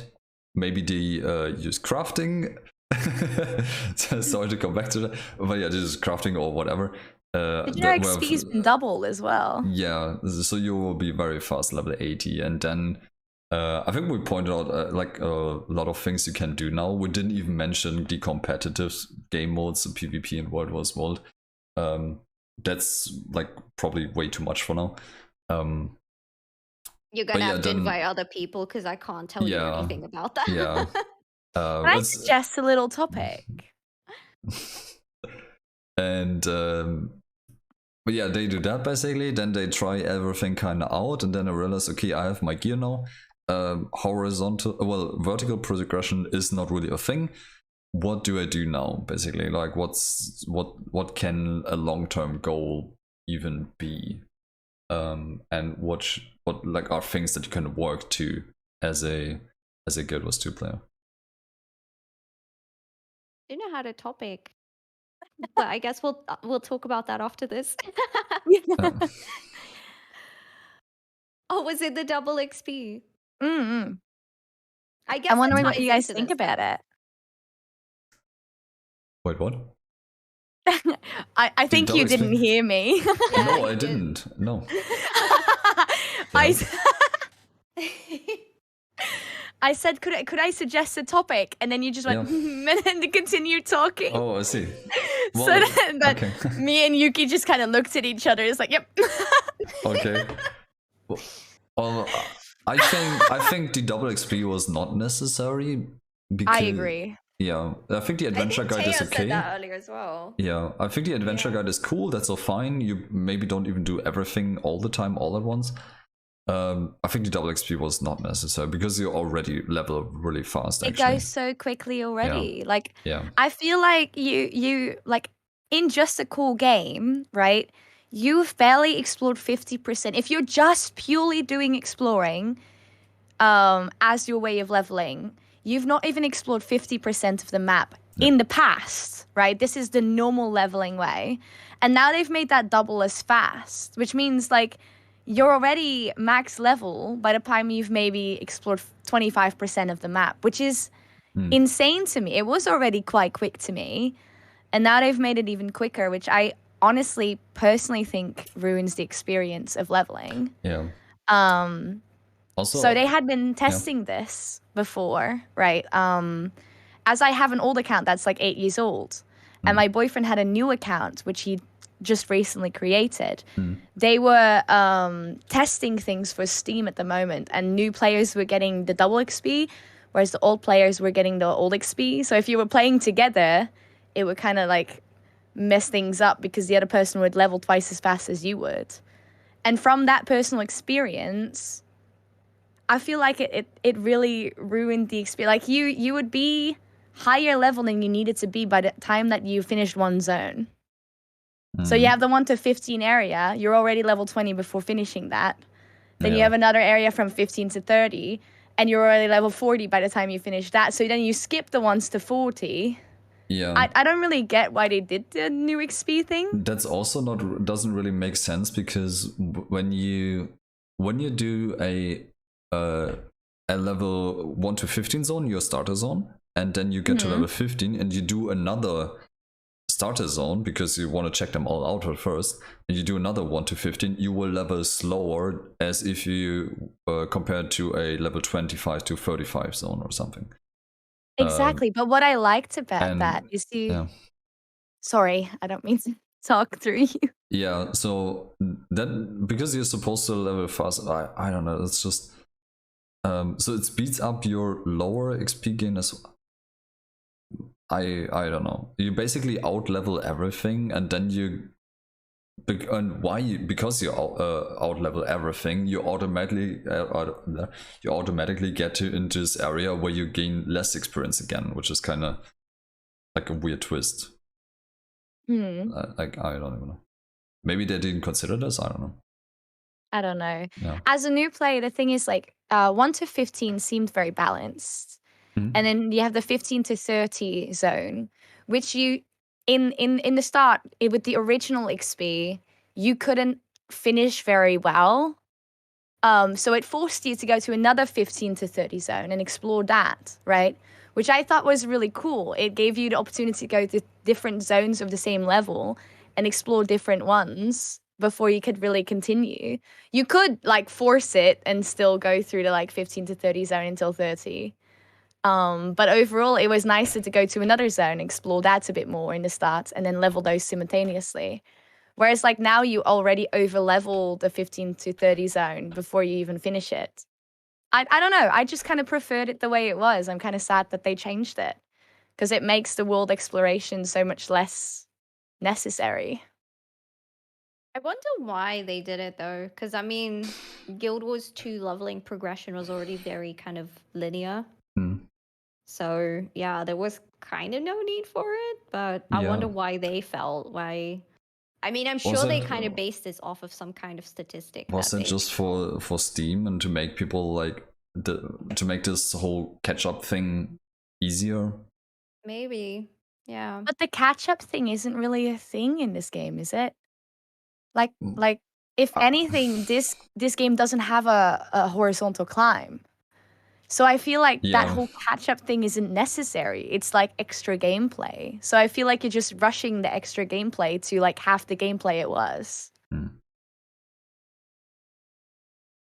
Yeah, it depends. Depends on what game you kind of come. If you're a raider and you're only here for the end game, then you really don't care about the leveling.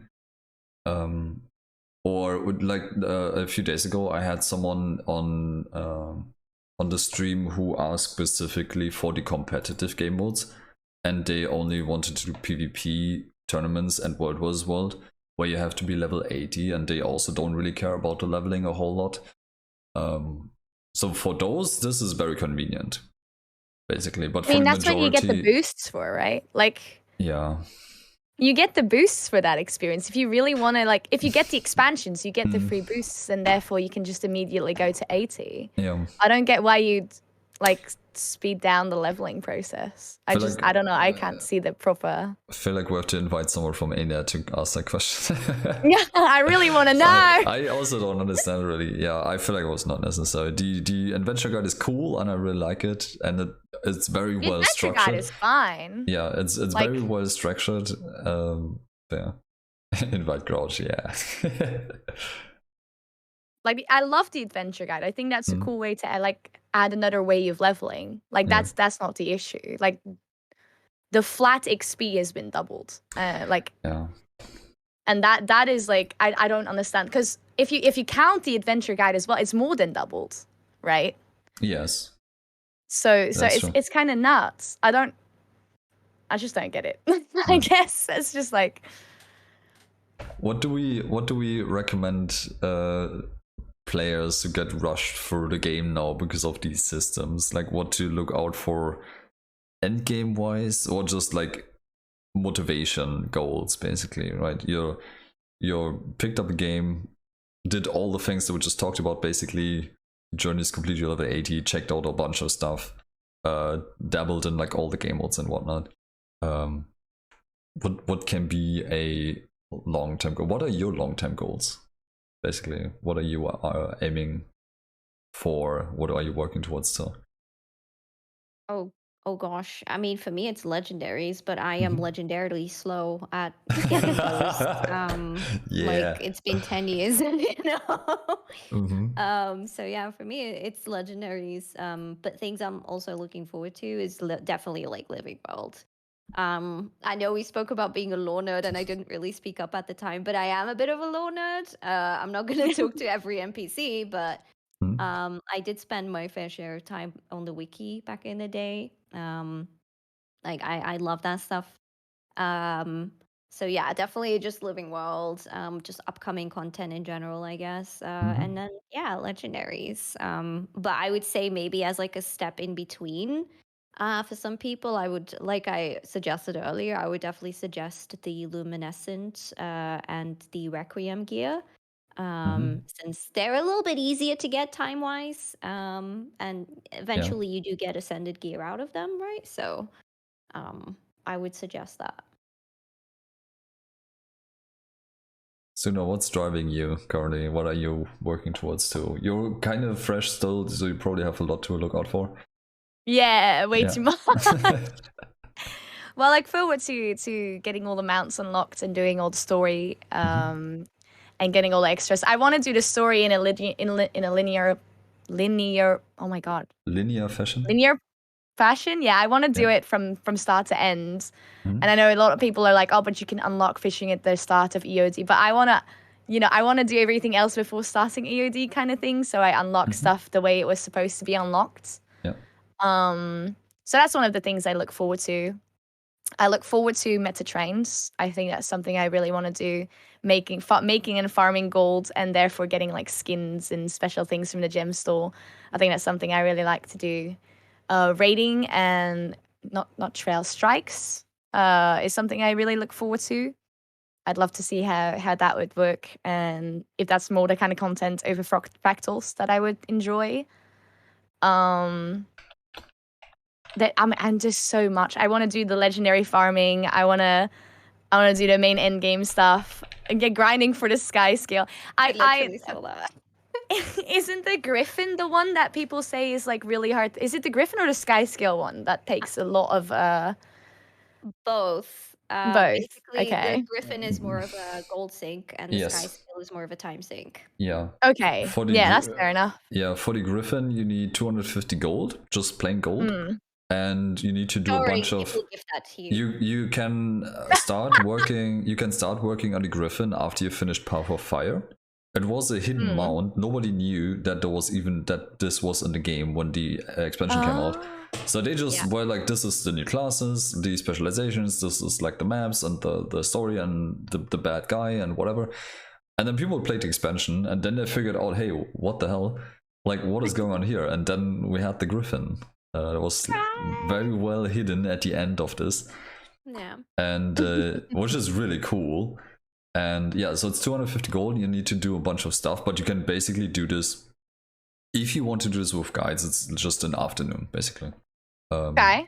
Like, that's not a lot.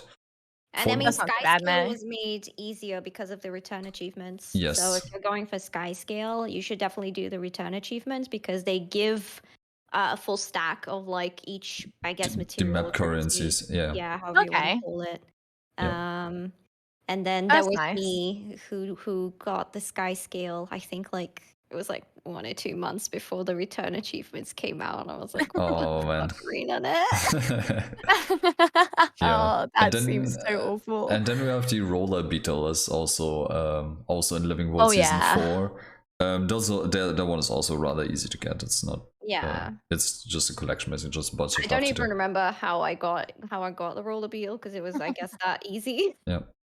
I did lie a little yeah. bit, by the way. I'm still in Living World Season 2, and I already have my raptors since like not even halfway through level 40. So I did get my raptor mount beforehand, but the rest I'm doing linear. Yeah, for the War Claw, there is a reward track in World vs. World. You can use the War Claw in both games. We can use it everywhere, basically, in World vs. World and the open world. It's not super special in the open world so much. It's just like it just runs around at like a medium speed. But I really like it every once in a while because That's the bare minimum. I really like the War Claw because it makes me not rush past everything. It kind of slows down things slightly. Yeah. And there's a war track for this, and you basically just have to play World. It's like an afternoon of World vs. World if you have a good group. Gosh, I don't even played have a bit it. of it today. Yeah.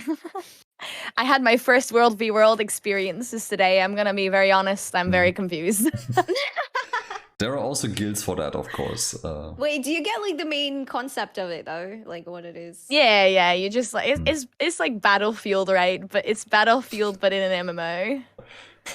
Never played Battlefield. Like basically 3 servers going up against each other trying to claim territory. I haven't gone into World v World in years, and now I have to go back into it because of the decade achievements. Like, that's what I did it for. I was like, you guys have to go in with me. What the fuck? I don't want to go in there by myself. Yeah, none of my community members are from the same server I'm on, so it's like, I guess I'm doing this on my own. Yeah, when the alliance system comes out someday, you can do it with your guild. Yeah, that sounds like fun. I hope they bring that out sometime soon. Yeah. I'll definitely like play more at it, like at that point. Yeah. But I think they'd have to change it so much at that point, right? Because I feel like the maps in World v World, after playing it today, if you were just doing it with like alliances and guilds, you're gonna need much smaller maps, right?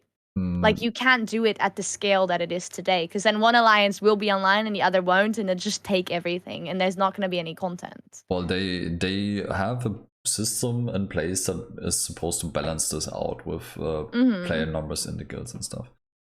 Yeah. I'm curious how to to see how they do it. Yeah, there are Hardstuck streamers and players that are like more familiar with this system and play World vs. World way more than I do. So that would be more a question for those guys. Yeah. I also need to still jump into PvP, and I dread it so much. Like the only form of PvP I've ever done was those maps where like you have the blue team and the red team, and they run to the middle and like literally tag each other as much as possible, and then fall to their deaths. That was the only form of PvP I ever did. I hate PvP. That doesn't so exist much. anymore, does it? Like, I don't think so. that sounds like a fun way to. That sounds like a deathmatch kind of. The deathmatch like is not a gameplay. thing anymore. There used to be That's a deathmatch. sad. Yeah. Yeah, that Yeah, sounds I like it would think- be fun. Yeah, I think it's because of people like me, literally, that they kind of like did away with it, because yeah, people literally just used it to like easily farm PvP tracks. Yeah. Because yeah, it wasn't really competitive or anything. It was literally just like tag as many people as you can, because obviously then you get more experience for the reward track. So I always went in with my thief shortbow, because the shortbow bounces off of enemies. So then I would literally be able to like tag as many people and then just fall to my death, and then you respawn, start over, run to the middle. Yeah, okay, that doesn't sound very entertaining. I did it though. I got the reward track. I managed to get to D rank because of it. Yes. You should try more recent PvP. Isn't that Are like you on only EU the- or I'm you on are EU. then, right? Yeah. Isn't that not Yeah. only Let's the play second PvP one? together sometime. Okay. Listen. I'm PvP noob. You are a veteran who's also PvP noob. I'm sure we do great together. It's gonna go great. Wait, are you on Gandara by any chance? I'm on our Aurora Glades. Glades. Oh, okay. Yeah. Oh, well, rip. I was It's a gonna Guild invite Wars you into 1 one. reference. The Guild Wars Aurora Blades. Yeah. Oh, Yeah. sorry. Oh, no worries. Yeah, when the World v World things come out, Hmm? we'll do that. So, Yuki, you're big into achievement hunting, right? Yeah, I am. Yes. I love it. Okay, is that like a long-term goal that keeps you going as well? It is actually, yeah. Mhm. I have achievements that I do on stream, and then I have achievements that I find to be way too boring to stream, and I keep those off Mhm. stream. But yeah, I find some of them really cool. I think most recently I did the achievements in in the EOD map, where you need to like use the bunny to get to a certain This mini race thing, time race. get from point A to point B within a certain time. I did those, and I don't know, I think they definitely add something fun to do in the game. Mhm. That being said, there are definitely some annoying achievements where I'm just like, why ArenaNet? Why like Yeah. migraine? Yeah, like. Does it give you a migraine? Yes. Oh, me not so much, but I'm very different when it comes to achievement hunting, I believe. It lives up to its title then, huh? Yeah. There's some achievements where I'm just like, why? Who thought of this? Like, why? I just want to talk. Like, Well, the important thing is that you don't need to do all of them, right? So if you're not into PvP, you just don't have to do the PvP achievements, right? Or just save them for some other time. Maybe you like to learn to like the game modes in the future. But yeah, like achievements are probably one of the best things you can do, especially since they will help you for many other things. We just talked about gear earlier on. For mounts, you have to do achievements. If you want certain fashion items or just skins, basically, you have to do some achievements. For the raid armor, the legendary raid armor, you have to do a collection, and so on and so on. And you can find very fun and cool things in the game if you just follow some of the achievements. And your account will benefit actually from this, because you get well, these skins are not really worth mentioning, but you get account buffs at certain points. You get plus gold earned, mana, not mana, what the hell? Where did that come from? Karma, yes. Yeah. Karma, XP, and so on and so on. And these will add up over time eventually, and you get gems and are certain really cool bonus. Yes, you get some free gems every once in a while. There are some titles if you're in for titles. Oh gosh, what did I? What the heck? Can I make a petition? Oh. I want skins for mounts for achievements. I I Yeah. said the same. That's like my biggest gripe right now. I don't understand. So here's the thing, right? There is a skin in the game, and this exists for like each and every mount, I think, if I'm not mistaken. And the skin is literally just the same skin as the base skin, but it just has 4 dye channels instead of 1. And they put it in one of the licenses. And I'm like, that was literally your opportunity right there to bind that to an achievement. And you decided to put it in a license. It's just dye channels. This is 100%. 100%. There's no doubt in my mind the biggest downfall in Guild Wars 2. Yeah, I think they should do Not this as having mount skins or mounts in general. I get that their mount system is very special, and I love the way that their mount system is and wouldn't change it. But I've had a lot of people in the like past week as well ask about like mount farming, as that's the thing in almost every other MMO, like farming mounts through trails, through like raids, through things like that, as rare drops, something to show off to other people and be like, oh my god, look, I'm so cool. People want that. And I've genuinely had a lot of people discouraged to play the game because it's not in the game. Like, I've had a lot of people be like, oh, no mount farming? Okay, I'm not playing. I think this is the biggest downfall in Guild Wars 2. And I think they should add it. And I think we should all make a big petition with the whole community for them to see it. Yeah, like I said, like the 4 dye channel skin would have been perfect, you know? Like I just really don't see, like, would you even want to pay for that? I don't think so. It's just the dye channels. It's just the same skin, right? So it's like, yeah, I understand. Obviously, it's a like who was it? Like a Trigger in chat said, like it's a free to play game, or buy to play at least. So they need to make their money somehow, but I don't think it's too much to ask to put like maybe a single skin or something, you know. No, but like if you make like 5 different skins that take you like 2,000 hours to farm, the community will be happy. That's it. 2,000 hours, genuinely. That's how much time.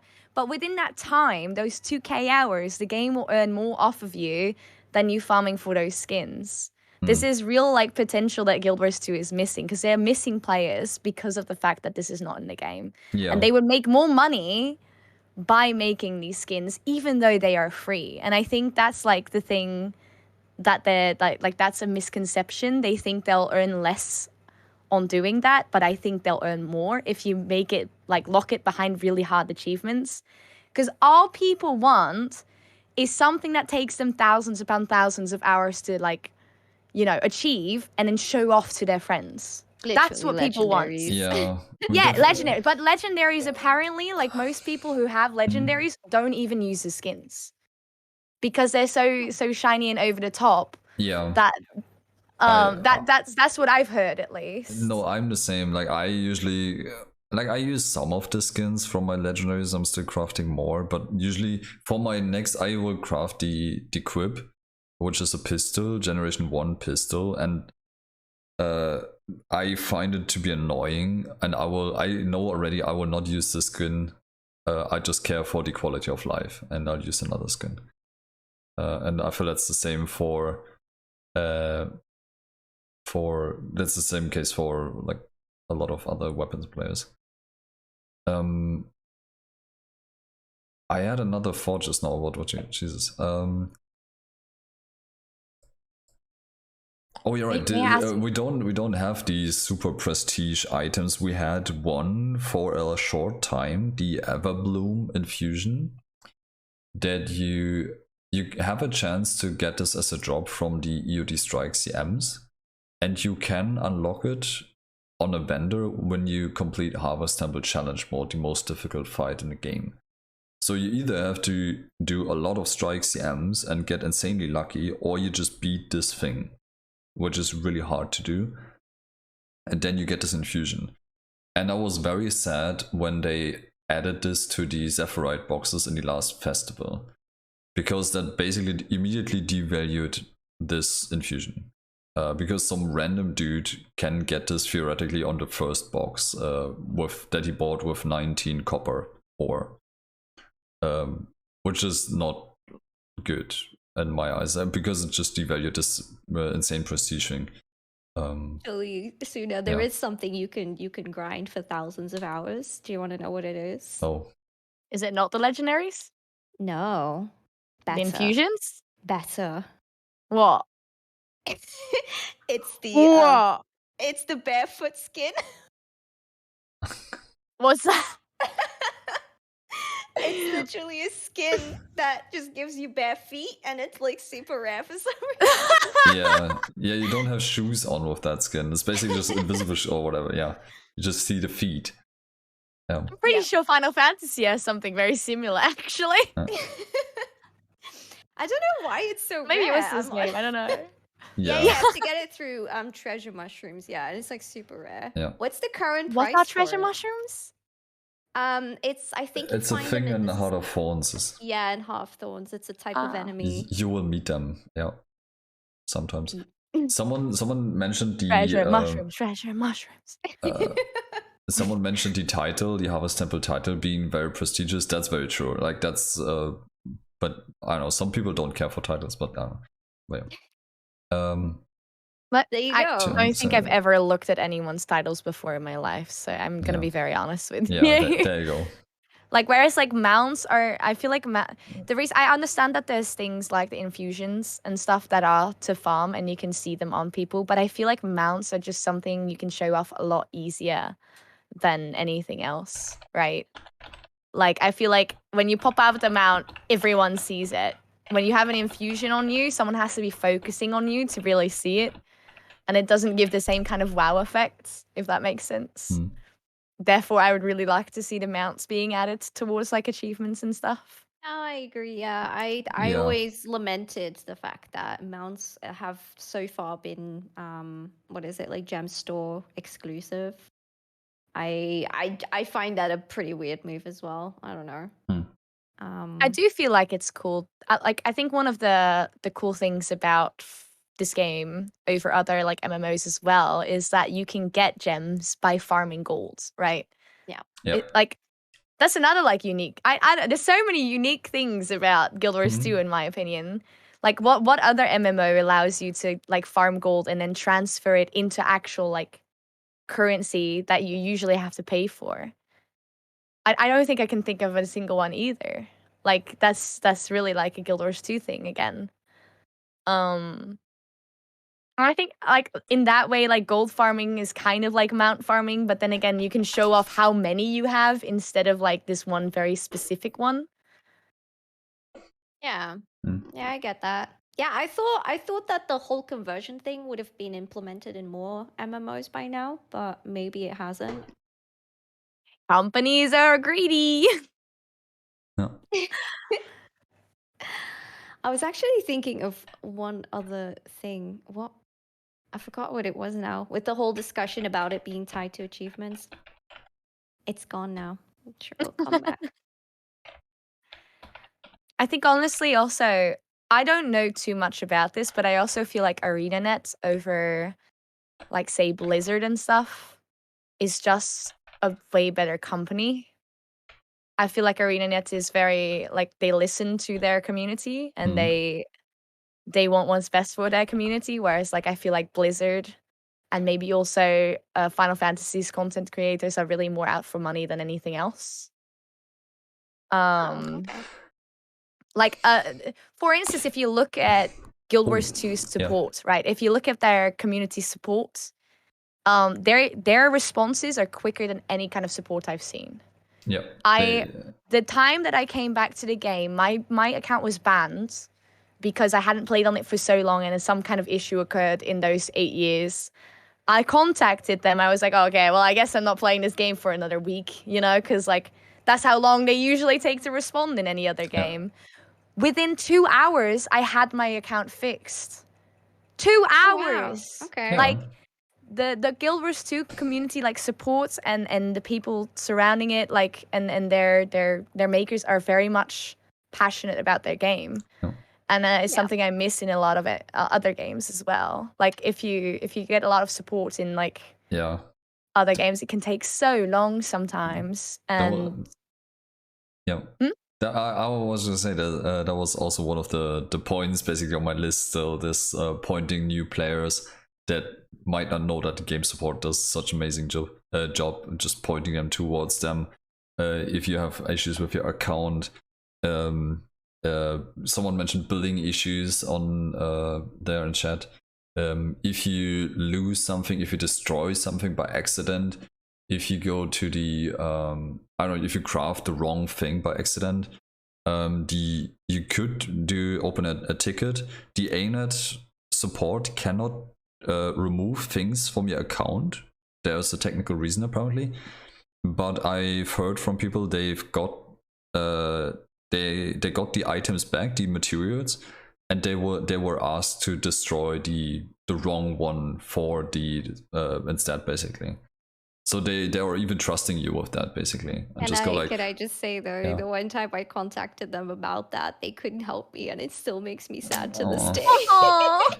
I don't know. I heard only good stories, and then they sent you the materials that you invested in the wrong way, and I was like, okay, this is your stuff back. Can you please instead like destroy that other thing, and we're all good. From what I've heard, even if you remove a character, even though it like, if you remove a character, it's like, are you sure? Put the name in, please, and you remove it, right? I don't know how you accidentally would do that, but apparently, even if you do accidentally remove a character, they can still like bring it back for you and stuff like that. Like they'll actually do that for you. Yes, they have basically oh god, what's the word? Yeah, oh geez, snapshots of the servers. So they can do rollbacks of servers or parts of the servers, basically. That has happened in the past, where they had to roll back entire servers, which was very upsetting for a lot of people because they lost their progress. Yeah, I remember one time, but they rolled back a bunch of, like, basically the entire game for like 5 minutes. And people like achieved really cool things and had cool drops in these 5 minutes. They were really upset about this. But they basically probably use the same technology just for your account. Basically, can just roll back your account and revert these character illusions and whatnot. Yeah. Also, the server uptime. That's, I think, I even heard that they patented that technology, by the way. Yeah, the architecture is amazing. We don't notice maintenance at all, and I think I've never experienced any downtime. So from what my chat has told me, that in 10 years that this game has been up, there's only been 2 times that the game has been forced to be going down. Yeah. Twice in 10 years, which is nuts. And in WoW as a multi-dollar company, like, you know, in WoW for sure, when there's patch day or just Wednesday maintenance day, like, this day is gonna be shit. Like, everyone knows this. It's always horrible. You can rely on this 100%. It's always gonna be garbage. Where in Guild Wars 1 and 2, we basically never really had any major issues.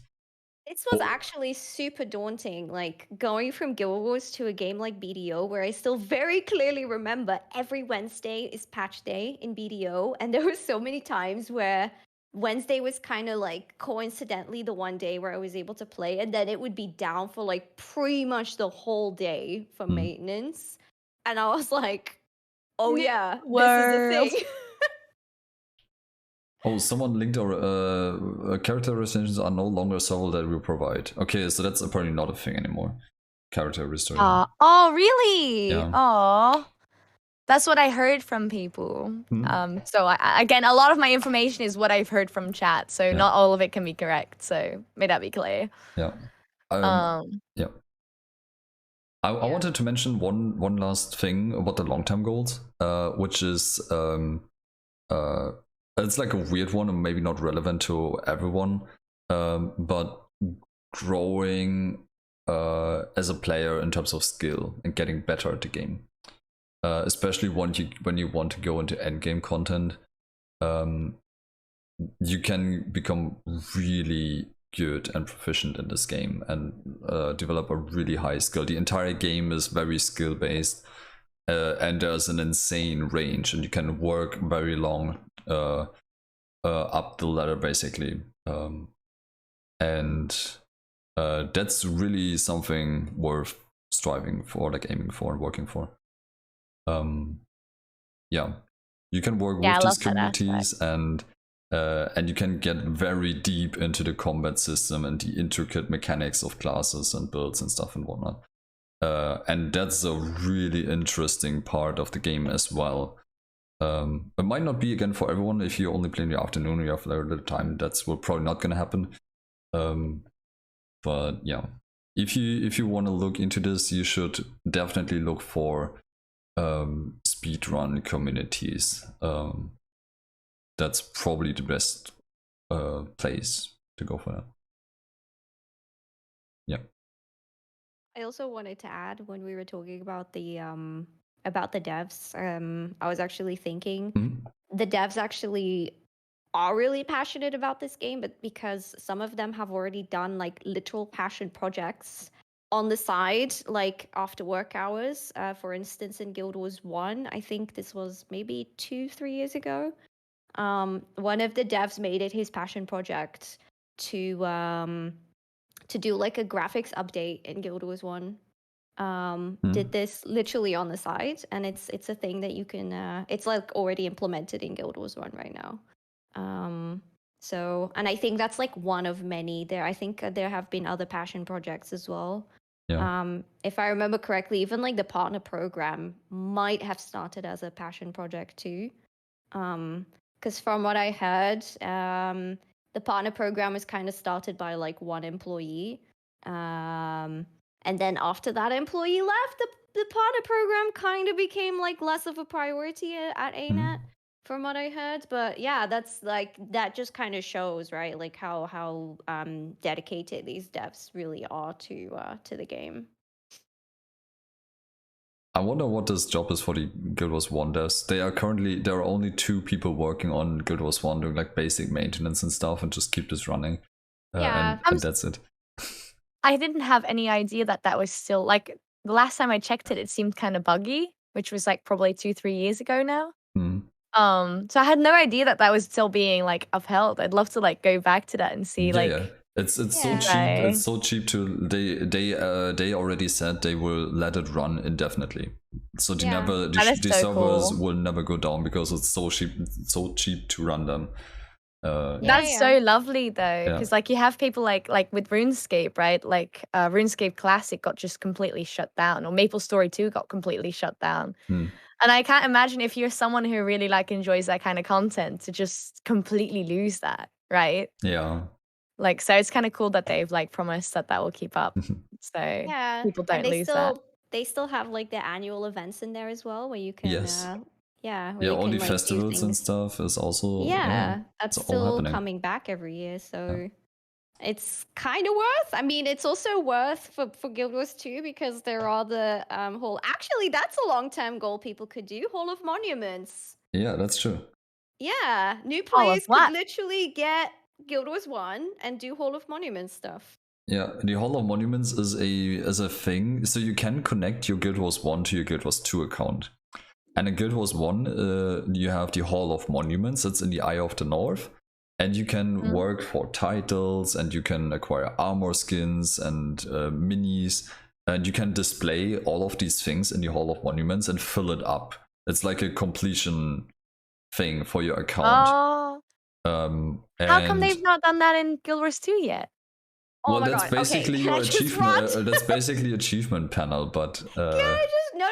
Can I just rant about that real quick? When they introduced Hall of Monuments in Guild Wars 2, I thought that they were going to do it the same way that it is in Guild Wars 1. I was like, oh my god, they're gonna bring back, like the stuff that you can put on display in like a personalized instance. And they didn't. And I'm like, what the fuck? That's like such a huge wasted opportunity. It was so cool when we had that. Well, now you have your achievement number, your point number right next to it. That's not the same. That's like saying the mounts are for show, even though they're not your achievements. But it's the only thing we have instead now or something. You just have this big number that just gets bigger, basically. Give us back Hall of Monuments. Give us back Hall of Monuments. But you can fill this up, and with the Hall of Monument, you can unlock skins and titles in Guild Wars 2. So that's a thing. That's kind of cool. Yeah. One other thing I want to point out, because we talked about how ANET as a company is different, they give you a lot of stuff for free. And someone mentioned this yesterday, I believe, to me, and I almost forgot about it. The Living World Season 1 is currently coming back, and it's free for everyone. The legendary amulet with the return achievements is in the game. It will remain in the game. You can just get a legendary for free by playing the game, what you do anyway. The Living World seasons, when you play the game, at that point where the episode comes out, you get it for free. So you don't ever have to, like, theoretically, you don't ever have to pay for Living World seasons when you play the game at that time. And it's just free content you just get delivered. You only have to play it when you come to the game afterwards and you want to unlock it then. But even then, you can grind gold to get it, so yeah, you don't actually have to pay money. Yeah, but for everyone who's currently still playing the game, I would recommend to just, even if you don't have the time during the Living World seasons, just log in once and you will have it for free. And that's not, like, that will not happen in WoW or any other game. That the company just gives you content. Like, yeah, it's not a thing. And within that, the whole gem thing counts within that too. There's no other company that allows you to farm gold to, like, transfer to currency. It's such a nice way, like, for someone who, if you have someone who doesn't, like, isn't capable of spending a lot of money on games because they just can't, they don't have a job or they don't earn enough money to be able to spend on, like, games like this, Guild Wars is perfect for that, right? Like, Guild Wars can be played practically for free, besides having to buy the, like, expansions. Like, if you buy the expansions once, that's technically all the money you'd ever have to spend on this game. Technically, you can farm everything else, right? Yeah. I'm thinking Living World, though. I'm thinking Living World. No, you can still farm gold and make the gold into diamonds and yeah, therefore true, buy Living Worlds. Yeah. You can get everything else for free if you'd want to. If you want to grind, you can get all the paid things for free besides Heart of Thorns, Path of Fire, and End of Dragons. Those are the only 3 things you're going to have to pay for. Yeah, I can tell you it's worth it because I'm into the game now 17,000 hours, more actually, almost 18 I believe. And I'm still not done. Like, speaking of long-term goals, like, I'm still not done. I'm not at the end of it basically. It's it's good game time per money spent, or for money spent. That being said, I've never converted. Actually, I think I've done it maybe once or twice, but I barely convert my golds to gems. I already have. Yeah, I've historically always been pretty poor in the game, though. It's like now is like the first time I'm kind of like not poor, but for the most part, I've been very poor. That will change when you craft your armor. Yeah. Sorry for reminding me. Yeah, I feel like that was basically almost it. We basically talked about the entire journey now, from creating your character, getting into the game, creating a character, to end game content and what to do after. Do we do like a best of like what you recommend the most for a new player, basically, and then we'll just do a little everyone about himself, herself kind of thing? Yeah, sure. Okay, who wants to start? Clearly Uki wants to start. Oh gosh, no, I was gonna say Uki's thinking. Okay, Sunachu starts then. Let's go. Let's go. Oh god, for beginner players, don't boost. Level your first character. Most important thing, find something that's comfortable for you. There's so many different characters. Try out the different characters if you must. Go to PvP. Try out what they're like late game. You don't have to go into PvP. You can just go into the training grounds and test them out at full level. Try and find something that suits you and your gameplay. Explore the world. It's unique. It's something that is so much fun. Go see all the different world bosses and find a community you enjoy. And enjoy it, like, genuinely just have fun. Find something that you enjoy within the game. There's so much to do, so much to try out.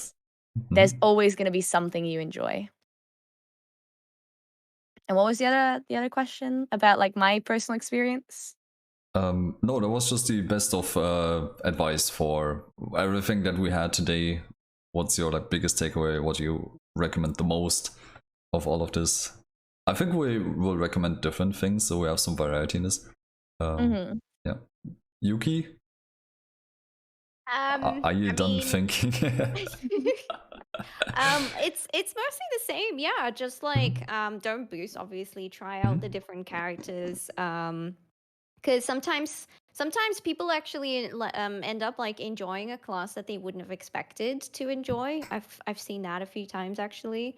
So yeah, definitely that. And yeah, I feel like obviously I'm biased, right? Like I've been playing for 10 years, but I do believe that there are definitely things that make Guild Wars 2 very unique, such as the mount system, for instance. And I do believe that there is something for everyone in Guild Wars. I think one of the main complaints people had when the game launched was that they found like Endgame to be a bit dead. But like in the meantime, so many things have been added, right? Like there is fractals and raids and all that stuff. There is the masteries that you can work on. Like there's so many things now. And then yeah, we have World v World and PvP. We have alliances coming up. So yeah, I do really think there is something out there for everyone. And also you can literally play the entire base game for free. And there is even in there is so much to do. I mean, on Thursday I literally did jumping puzzles, like a combination of jumping puzzles. I didn't even get to do all of them. And then like the big dragon fights that are also all part of the base game, such as like Tequal and Claw of Jormag and all of those ones. So yeah. It's yeah, and the story is still going, right? Like it's not dead by any means. There is still Living World story that's coming up. So yeah, if you have the time, why not? Why not? Okay. Yeah, I will add upon this a different aspect. I will support everything the lady said. I would say, yeah, read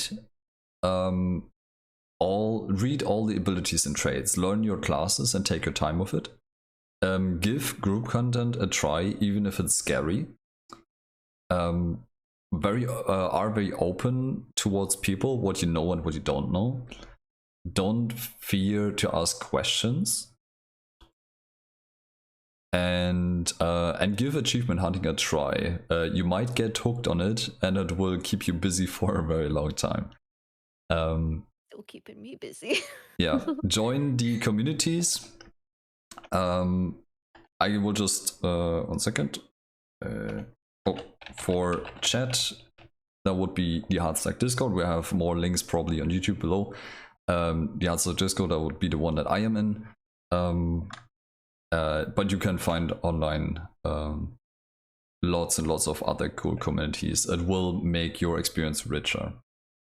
Yeah. I think that's it. We covered basically a lot of this now with us three. And play Guild Wars 1. For the love of God, play Guild Wars 1. It's really good, yes. Okay, what are you guys up next to on your streams? Do you have other games to stream? What is your plan, Guild Wars 2? Do you have... I know that Yuki does community challenges every once in a while. What is coming up on you? And where can we find you? Me? Yeah, sure, why not? Oh, okay. Yeah, so I'll actually be live again tomorrow. I'm gonna plug this a little bit because it's my stream anniversary tomorrow. So yeah, tomorrow I'll be on Twitch for 4 years. Yeah.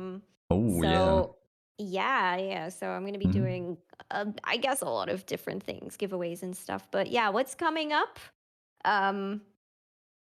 Bit of everything. Yeah, like I still need to work on my decade achievements. I'm still very much working on my legendary armor and my legendary back piece. It's going very slowly. I'm still trying to refill my tier 6 materials. So yeah, there is that.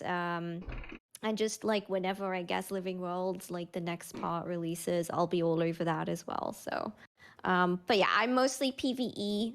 You can't really expect like much competitive stuff from me. That being said, I will do that on Sunday tomorrow for the Decade Achievements. But yeah, I'm very PvE focused. Okay, and Sunachu? Well, not to get everyone's hopes up that I'm a full-time Guild Wars 2 streamer. I'm a bit of a variety streamer. However, I'm aiming to be like an MMO streamer. So it's just five. So I've kind of been on a kind of journey to find the right MMO for me over like the past 3 months. I've played Final Fantasy 14, I've played Guild Wars 2, I've played Ni no Kuni, and I started Black Desert Online and still want to play ESO. And I've slowly come to realize that every MMO has their own aspects that I really like. So I think my channel will always be a combination of like those things, especially Final Fantasy and Guild Wars 2. For now, those two things are going to be my main content for probably a while. I do play things in between, like the Cult of the Lamb that's come out recently was amazing, and I still want to play more of that as well. But yeah, within Guild Wars 2, definitely want to do like the story first things hand. I want to go through the rest of like Living World Season 2 and then Heart of Thorns and that kind of stuff. So that's my most exciting point, probably. Okay. Oh, I forgot your shout out. There we go. Boom. So there you go. Check out. Yes? Yeah. Is Suna going to stream ESO at some point? Yeah. Probably. Can we get married in the game? I'm still very unstable in the game. What happened to Dogen? I mean, I don't know. I don't know if my boyfriend agrees with this, but first come, first served, okay? Yeah. He hasn't asked me yet, so clearly first come, first serves. That's also I'm being asked to get married in ESO. That's also a very weird way to like, what the heck? To propose here. What the heck? He's like, we haven't played ESO together. Yeah, he's a bit angry because he's the one who's played ESO in the past and wants me to play it, but he's not actually angry, by the way. It's a joke. Yeah. It's fine. Yeah, I will. Oh god, there the eyebrows. Oh god, jeez. Yeah, I will continue to be on Twitch in the Guild Wars 2 section 4 days a week as of right now. Phil, yes. I will have yeah, my next party on Twitch will be in the September. Mainly my birthday. That will be really good. I don't know what to do yet, but that will be a thing. But up till then, I'll just continue to be here. We'll play with my chat, with everyone who wants to drop by. Everyone wants to get into the game can ask me all the questions they want. When you want to get into yeah, English. It's getting late. If you want to get into group content, I'm most definitely the person who can help you with that. And we have done this many times in the past. We'll continue to do so. I have an awesome team, an awesome chat. It's always worth hanging out here with us. So yeah, we'll just have a good time in Guild Wars 2. And everyone is welcome to join after that. How is Never Same Gaming? Yes, every once in a while as well. So yeah, I think that's basically it. I would like to thank you both for joining today. I think that was really nice. We like overdid this a little bit time-wise, but it was a good time, so I really don't mind. I totally wasn't supposed to be leaving like an hour ago or anything. But... Oh, I see. I really enjoyed this, so I really don't mind. Me too. Yeah, me too. Yeah, it was fun. Like I was gonna leave 45 minutes ago. I mentioned it in Discord, but I was like, nah, I guess I'll sacrifice some sleep. I'm enjoying this too much. Yes, good choice. We're all very thankful for that. It was worth it because I got to propose. Hell yeah. I'm now engaged. Hey, okay. Oh my goodness. Oh my god. Oh my god. Oh my god. We can continue this off stream, I guess. We can, like, yeah.